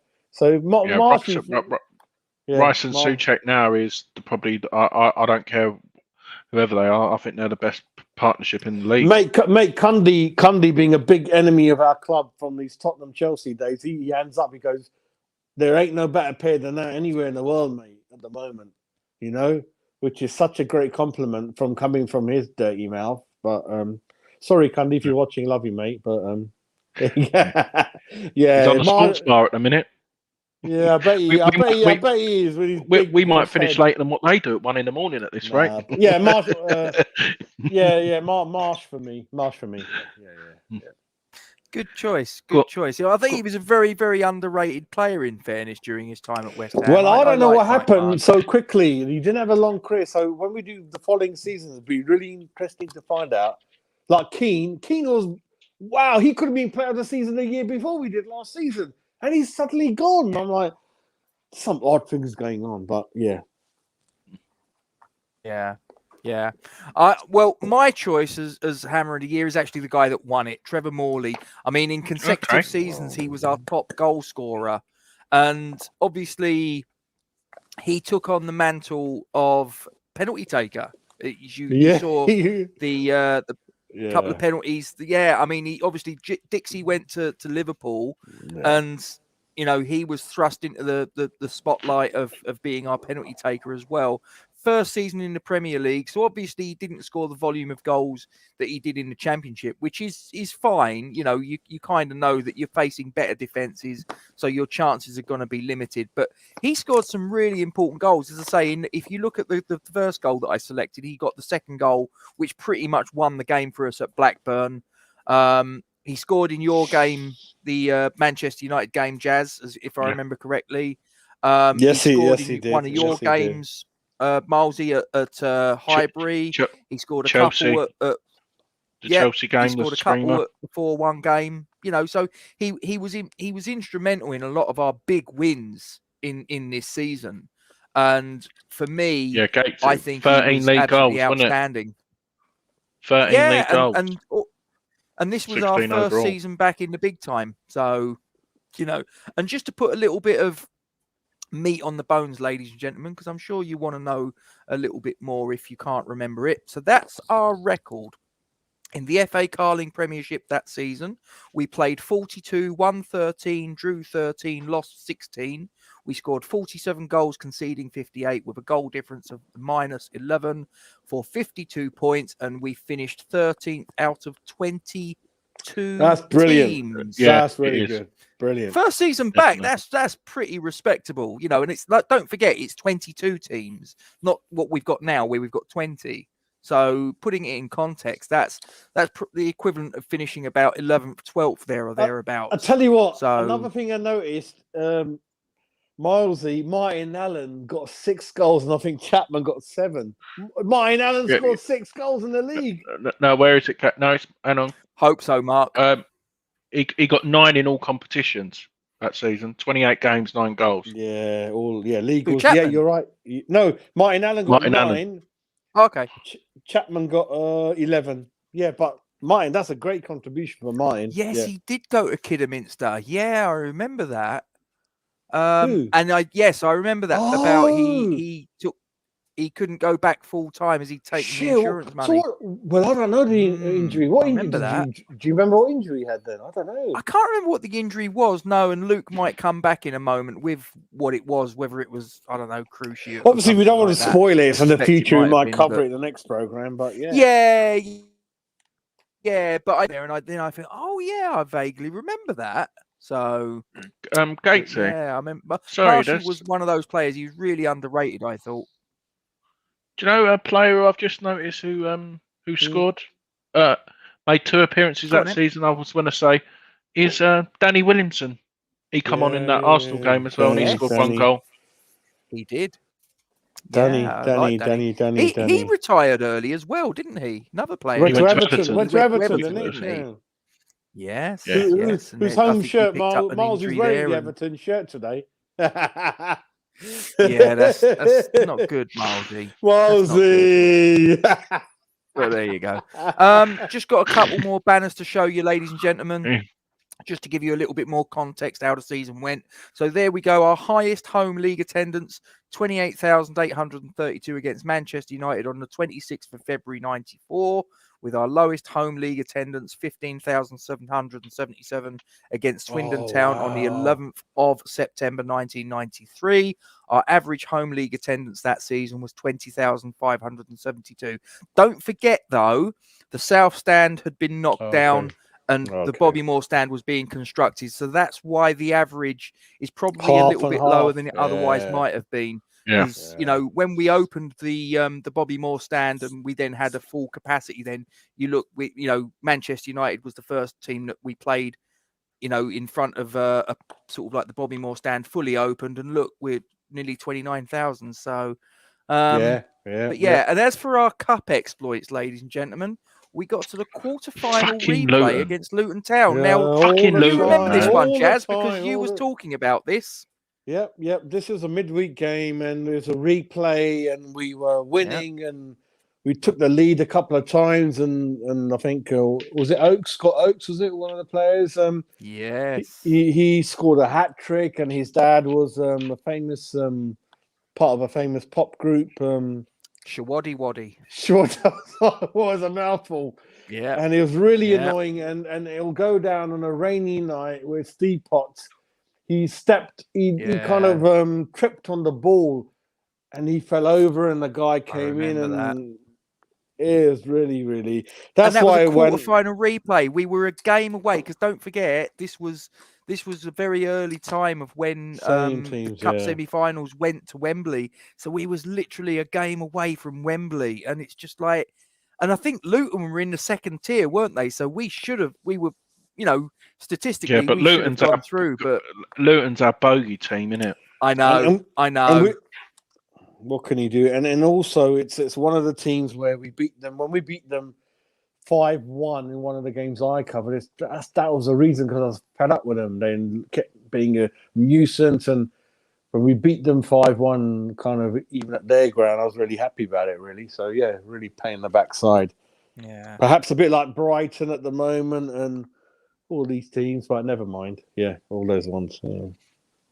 I got a funny feeling Hartson might have played in that game. Actually, I've got a funny feeling he might have been. Because that would have been around about the time. Because he was...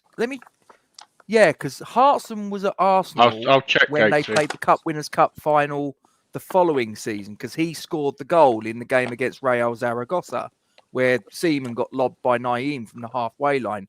And Hartson scored Arsenal's goal that night. So Hartson, I'm fairly sure, would have been at Luton at this stage. Whether he played against us, I'm checking now, Gatesy. 1 sec. Milesy is checking, ladies and gentlemen. Unless anyone in the chat, Milesy, yes, he was. Milesy is VAR at the moment. We're checking. He is our Stato. Yeah, in VAR. fact, just to make sure that you know that he's our Stato. Oh. There you go. I wonder how is he doing that. We'll Sorry. We will get him on our show. We'll reach out to him on Twitter. Angus Lochran, isn't it? His name? I seem to Let's remember. get him on the show. We'll find him. We'll get him on the show. We'll find him. Yeah, listen, we'll talk to anyone. We're a friendly bunch, you know. We couldn't care less. You know, you be nice to us, we'll be nice to you. That's the way it works. No, we He do. was a sub. While I remember, He was a sub. Was he? Did he come on? Featured 5 times for Luton in the cup, twice from the start, and he was on target in the full frame replay as well. Oh, look at that picture. He looks proper weird with that barnet. He lost his hair really early, Hartsey. Yeah. Hartson lost his hair really early. He did. And ginger and he had look, testicular Celtic cancer, look. didn't he, as well, in his later years? Wasn't it when he was at West Brom? I'm not sure, because you remember that transfer to Wimbledon was a shock to everyone. I'm like reading Teletext. I'm like, what the hell's happened here? And he admits he took his ball off the whatever you call it and put on weight and got a little bit. Eye off the ball. That's it. After a couple of runs, you forget. Yeah. So eye off the ball. Yeah. Ball off the eye. Yeah, whatever. Who cares? Sorry, Jazz. Just to add, the number 10 who was playing in that game, one of our favourite players, Mr. Kerry Dixon, was playing for Luton that day. Because he started at Luton. He started at Luton before, and he's born in Luton, I think.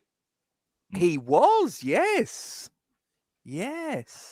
Isn't he Chelsea's like third highest all-time goal scorer? I'm fairly sure he is, because it's Lampard number 1. Osgood I think it was Bobby Tambling number 2, and then Kerry Dixon number 3. If I remember. Where's Osgood correctly. in that list? I wonder. Osgood. Probably he's probably about number 4, number 5. I don't know, but I know Lampard's 1.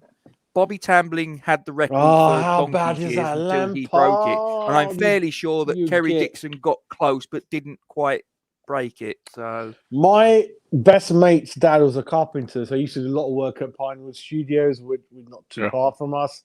And he went to Peter Osgood's house to do some decoration when he was alive. And you know the quarters and injections you used to give the players back in the days? Because Peter's struggling to go up the stairs. They're that brave, those people. They'll do anything to play. And you know, everyone, when someone's only 85%, they don't play him for one reason. These guys are 65 at the most. You saw Alan Devonshire. He goes, my one leg is bigger than the other. I've seen walking. Yeah. I felt awful and I felt so bad when I saw Dev, the state of Dev. I don't think Luke likes Luton very much. Well, Luton is it's kind of, I'm getting myself into trouble again. Luton is the it's a republic. Say what you want. No, well, yeah. This place is a shithole. I want to go on. It's in the Middle East, mate. That's what I'm going to say. Leave it at that. It's in the Middle East. It's not part of the UK, and that's it, mate. But anyway. But yeah. Gatesy, when you're ready, I just want to show a couple of special programs for 1 minute. Go for it. Let's do it. Okay. So this one is a special edition Castilla Behind Closed Doors in 1980. Wow. They actually did a program for a game that no one was at. The only one who's got it is again Nigel Gunn. He lived on that road, and he said he went with his uncle as a kid to the game. And he goes, I just want to go because I just want to play. You know, kids, we all just wanted the programs, didn't we? When I was a kid, I wanted to buy all the little souvenirs. And his uncle's all right then. There's only like a 5-minute walk to the ground. So that's the Castilla home program, special edition it's called. And of course, you know that Castilla was basically Real Madrid's B team, wasn't it? Absolutely right. Do you know something, having thought about it, Gatesy, I don't think this. Why would it say special edition? Oh, perhaps it is the real one. Then because they knew beforehand, didn't they? It's behind closed doors. I need to know. It's Wednesday, 1st of October, 1980, kickoff 7:30. So that's that one. And then in the whole run, the story about that game, Jazz, that apparently at half time, because obviously there was no crowd, but you obviously had the directors were in the director's box and their wives and all the rest of it. And apparently the story goes that at halftime, John Lyle was in the changing rooms talking, giving the halftime team talk. And apparently someone come down from the director's box, stuck their head round the corner and said, "Excuse me, John, do you mind if we just have a quick word?" And it was like, could you tell the players to sort of, watch their language, because the directors' wives, they can hear what the players are saying, sort of thing, And it was a little bit of choice language they were using, obviously. Absolutely, you're absolutely right on that one, and it's just funny how some things were. And in one we of got the someone that was there. Warrior was at the away. Oh no, the away game. Sorry, I misread it. Doesn't matter. Doesn't matter. Which that game? Was when it was kicking off, wasn't it? Gatesy, we got to get these people on. Come on, be brave. Get in front of a Warrior, camera. come on, mate. Story. If you know what I mean. You got to come on and contribute. So next special program, we were away to Dynamo Tbilisi, who at that time at home. My dad told me about this. They're one of the only times we clapped a team winning off the pitch. It hasn't happened often, and perhaps never happened before. My dad told me about this. He was like, they were something else. But the program I got hold of is when we're away. This is a West Ham special edition for the away game. Wow, so that must be It's with the West Ham thing saying this is what the people we know. Not many people are going to go there. So as well as that, obviously I've got the home leg, I've got the away leg, and guess what? On top of that, I've got the one issued in their language. In their own language. Word. Yeah. Are they Georgian? They're Georgian, aren't they? Bang on. Yeah, Stalin it would have was been Georgian. part of the old Soviet Union. Yeah, at the time, like Armenia. It's Georgia now. Because we played a team from Armenia, Finland, and so this is in all their language about John Lyle. So this is quite rare in really good condition, and it's local lingo. Wow. Got the team group, and it's all in foreign. Yeah. All in there. So that one, and then I'm talking about this is testimonial program. It's the whole family, the sisters, the mums are in there, and all that kind of thing. And obviously Phil Park's testimonial program, Parksy. Wow. Great. I want to know how Luke knows this fact, because this is news to me. I've never been to Tbilisi, Luke. I don't know, have you? I've got no idea. Brilliant. I love. Are we going to get involved in giving us this? Are we going? We're going to get a Europa League game away to that game. This is a 75-76 European Cup Winners' Cup run. All the matches from the 75-76 into the final. Yeah, got all of them there. Oh, that is mint. Then the shocking one I've got is the one we played the Timisoara, I think the team's called, from Politecnica Timisoara, wasn't it? Yes, this is in their own language, in their own country. It's like a card. It's kind of. Was it Romania? Yeah, were they Romanian? Absolutely right. It's like a card. It's like a card in their own language. Wow. It's kind of like a poster. It kind of folds back into. So I'm not sure many people have got that one. It's kind of that one, and the final one is the actual final in '76 Anderlecht, actually issued from Hazel Stadium. A West Ham Anderlecht. Van der Elst and Robbie Rensenbrink, wasn't it? Gatesy, you are the nearest one. There's one other out there. I think there's three of us who are mastermind on West Ham history. I think you're up there, mate. You're up there. Yeah, because I can tell when you are like my twin. When I say these nerdy things, Gatesy's in there with things. You've just got a better suntan. No. Yeah, well, that's a bit of rum, isn't it? A bit of rum. But no, Gatesy's really impressed with that, and yeah, really good knowledge and just sharing a couple of funny things. My dad taught me well. What can I say? My dad was he's this thing. There's not many people have got this. Is that a book? It's a video. It's a video. Oh wow! But the thing that is unique about it, there's music about it. Every club had one around the early 90s.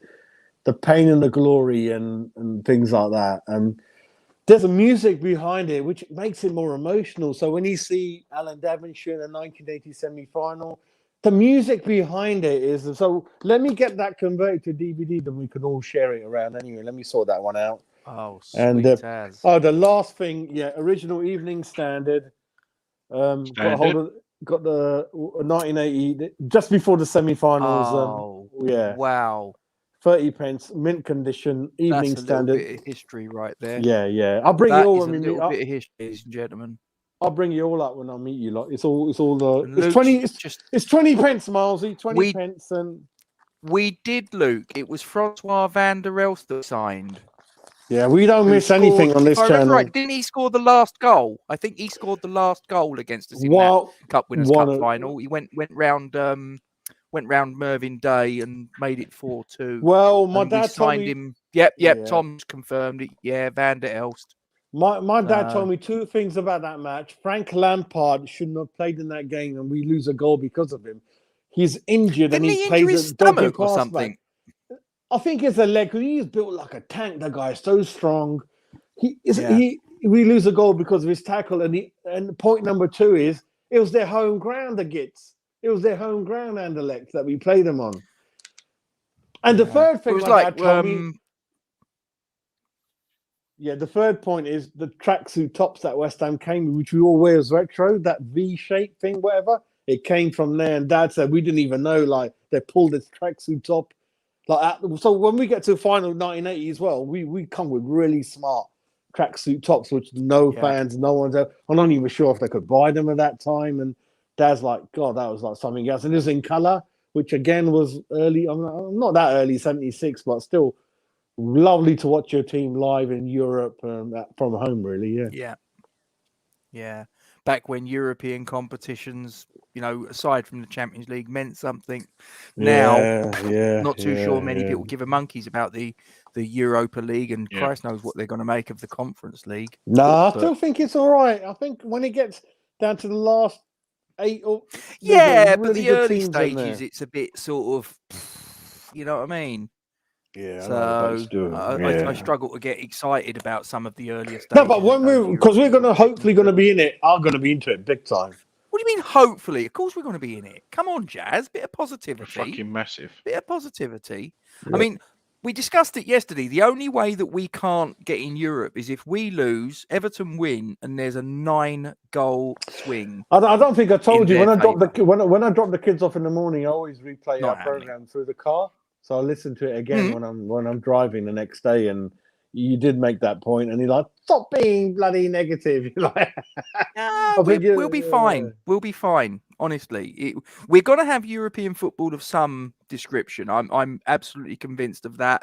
Obviously, we want it to be the Europa League, but let's be honest, we can't turn our nose up at the Conference League. And I agree with what Duke said. It would be quite nice to have that part of history to say that we were the first winners of it. That would be, something that we could have, all the other teams that won it, but we were the first. That'd be quite nice. But no, I'd prefer to be in the Europa League. I just want to show you something, and I want to meet you guys because we're having a tour, ladies and gentlemen. So I'm just starting to. This is some of the West Ham lovely people and fans I've met on my history. Look at this. I think you've got. You're getting a look around Jazz's. This is a box at Old Trafford. My friend kindly invited me to. It's 0-0 in the PA season. We had a lovely night in Manchester. I won't say any more about it. We had an apartment there. So in the box, they said there's no away colours allowed at Old Trafford. Me being Jazz, I smuggled a West Ham scarf in my boxer shorts. Of course you did. I did. And then I put it out there. And I think it was kicking off. And then the West Ham fans were right behind me. And at the beginning, they thought I'm Man United with their hands waving. I said, listen, mate, I'm one of you. And they go, oh, what are you doing there? Join us. It's such a stupid box. The food was A1. But they put that sound in, through the speakers. You're not allowed to go out of that box. So the mirror is kind of 100% there. And there's all the people. And this was Tenerife Hammers. Tenerife. We went into the West Ham bar at Tenerife. Yeah. And I tell you what, I've got another photo of him. I'll show you in a minute. You could tell he's one of the lads back in the day with Kaz. You could tell, right? We went there, watched we bloody saw a game. We lost to Bournemouth, didn't we? That bloody opening game, around August, September time, 4 or 5 years ago. Here's Gonzo. That was the last season at the Boleyn, wasn't it? We lost. Was it 4-2? Gonzo. There's Gonzo on the boats. No, it's Gonzo.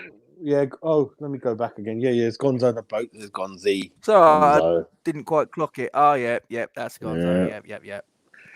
But the main one where obviously does he get a little bit naughty when he's had a few sherbets inside him? The kid. Yeah, he can't handle as much as I can. Just not show. So that's Tenerife Hammers again. Don't know if you can see that. Yeah. Tenerife Hammers are the boys. Here's the photo on the boats with Stuart Pearson. Yeah, Stuart Pearson with me. Crossy's there. Crossy's there. Waldy, he turned 70 a couple of weeks back, didn't he? He lives in Bury, doesn't he, Crossy? He lives in Bury. He's a good friend of David Cross because he's a Manchester boy, isn't he? He's a Manchester boy. Yep. Yeah. Can you? I don't know if you can see Wardy, my son, Mark Ward. Yeah. Got John Monker, my daughter, my son with John Monker. You've got Phil He's born Parks, again Christian, isn't he? Yes. Yeah. Hang on, mate. There's Kaz, little Kazzy boy, Kaz Pennant there. Got little. Got Nicky. No, you know what I mean. Big boy there. You got you tell him he's little. I'm not. There's my hero, McAvaney, the Hollywood hero. Oh, wow. McAvaney. Absolutely love the boy. You got Dom there, the naughty lad. Don't know why I've got his picture there, but I thought I'd put it there anyway. Why not? Why not? Two sons there who tower over me now at the moment. We need to ask. I know they're busy with their Hammers chat stuff, but we need to ask Gio and Gonzo whether they want to come on. Yeah, they're nice lads. Yeah, they're always more than welcome. Those boys. Yeah, we were pissed that night, big time. They're busy chaps, though. I mean, obviously they do what they do, and obviously I know from doing this that it takes up an awful lot of your time. So that's Dave Walker. They've got families. I love Dave. You got Dave. I love Dave. I can't get hold of that top anymore. You don't sell it anymore. That one you can't get. There's Dan. That was the one we got relegated in '89. Yeah, that's what I didn't want to buy. But when I saw it in him, I go, God, that is unique with the crest in the middle. There's not many tops, and you can't get it anymore. And people took the piss and go, they're fucking too tight for both of you. Anyway, it's Dan. There's an Irons United guy. This is Irons United. Anton Irons United down there. Yeah. You got the West Ham American TV Tim. He's actually owns and leads the channel, although he's busy with other things. Yeah. There's Nicky, and then there's this is Nigel Khan, the one I keep telling you. We've got to get him on. He's such an historian. If you Google it, he does all the tours, and this is the first game at the ground, a Juve game. Miles, this was a Juve game. So hot that day. Yeah, I remember. That's when I had a feeling there was something wrong with Payet, because when he was kicking off, he's just a miserable little git, and we're like, yeah, Payet. You could tell there's something up with that guy. He just don't want to be there, even in pre-season knockout. And the rest, the final thing is, I'm trying to. This is where all the programs are going. All the binders are there nearly.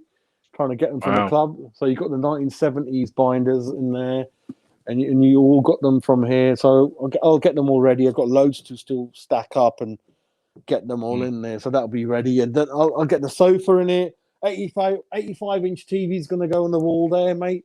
Get you all in there, and then you'll be my guest with Indian food and. We're talking about samosas again. Yeah, no. Don't ask me. My computer's playing around, so I'm on my phone now. So. Forget samosas. We're going to get chicken biryani, lamb curry for you, and kebabs. And if you're sofa bed, kip on a night, wherever you want, I'll pick you up, drop you off. There's no issue with that. So, yeah, hopefully. God bless. Good times return. Warmer weather, which is the coldest May I can remember for a while. We've got to do it within the next month. We've got to meet at Duke's pub. We've got to make a date, no matter what. Yeah, but with my one, you can stay overnight, mate. I've got plenty of room. Stay overnight, chill out here, and you'll love it. And I'll take you back the next day. There's no rush. East to west, you can't bloody drink and go back. Ubering and pissing about like that. Windsor's lovely, mate. I'll take you out in the morning, proper full English. Love it, mate. We'll plan it properly. So the first League Cup. We're going on a Windsor tour. Windsor tour. Gonzo lives down the corner. Gonzo's from Bracknell, not far from here. It's about. I picked him up from one game. Him and his missus, lovely lady, worked so hard as a nurse.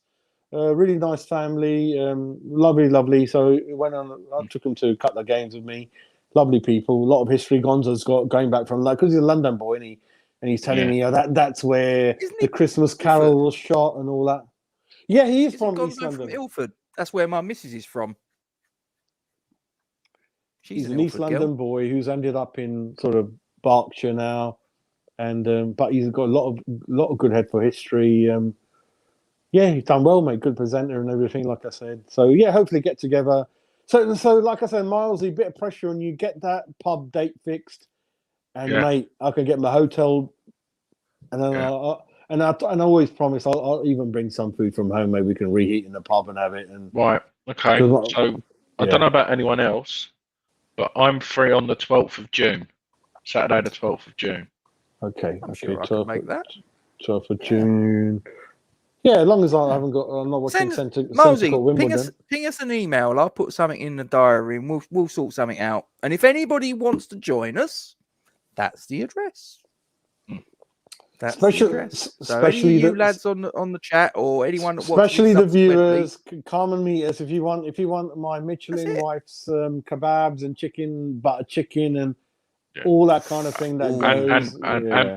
And pictures with Jad start from 30, depending how many pictures you want.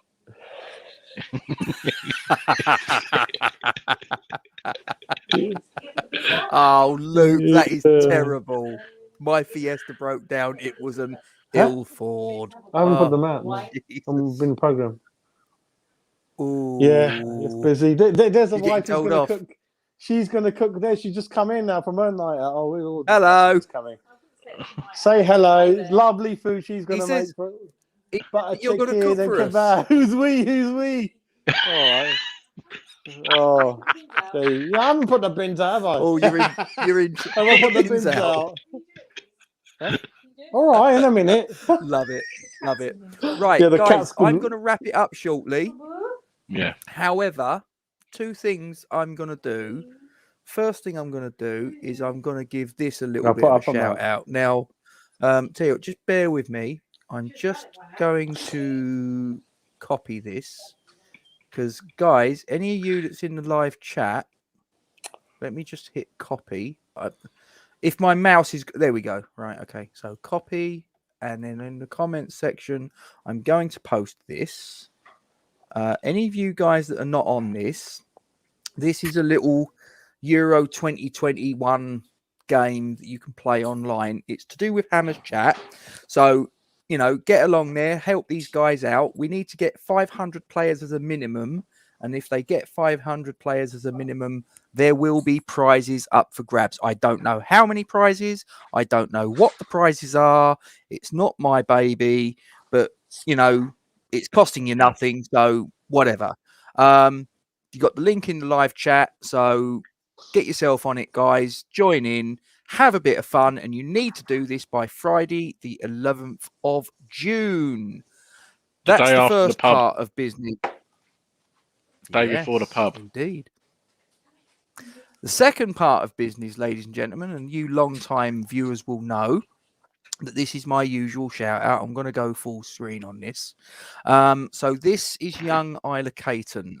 She's a 6-year-old girl who is suffering with neuroblastoma, which is a cancer, ladies and gentlemen, a really rare and aggressive form of cancer for this 6-year-old girl to contend with at her tender age. Now, there ain't no treatment for this in the NHS. So in the middle of this global pandemic that we're all having a problem with and have done for the last 12 months, this family have got to stop what they're doing. Just put it completely on hold. Put this girl on a plane and take her to wherever in the world to get this experimental treatment that, fingers crossed, is going to save her life. Treatment, flights, accommodation, living costs, bills in the UK are still piling up. Guys, this family needs us. There's no doubt about it. And no ifs, no buts. You've got it there. You've got a PayPal link. You've got a Just Giving. It's in the description below the video. But what I am going to do for you, ladies and gentlemen, right now is I am copying and I am going to paste this into the comments section right now as we speak.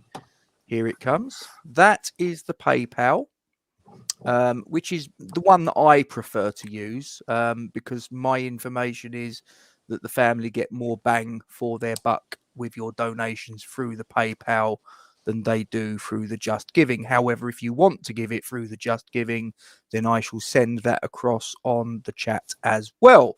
There you go. So now you've got both of them, ladies and gentlemen, and it is in the description below the video. So, guys, help us out. Help this family out. This is not just a Forged from Iron appeal. I can assure you, we are just adding a little bit of weight to it.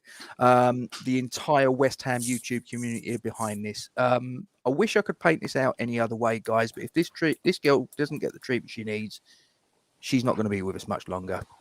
Let's just focus on that. Let's get this little girl the treatment she needs. She's 6 years of age, and this should not be her life right now. So let's try and do some good. Let's try and help this family out. If you've got £1 or if you've got £10, £100, whatever you can put in the pot, try and put it in here. Thanks for listening. So, guys, I am going to bring you back in. And I'm going to say thank you very much indeed to you, Jazz. You've given us a fantastic reminiscence of this particular season, as well as your tour of your garage, which is absolutely top notch, mate. No problem, mate. No problem. Pleasure.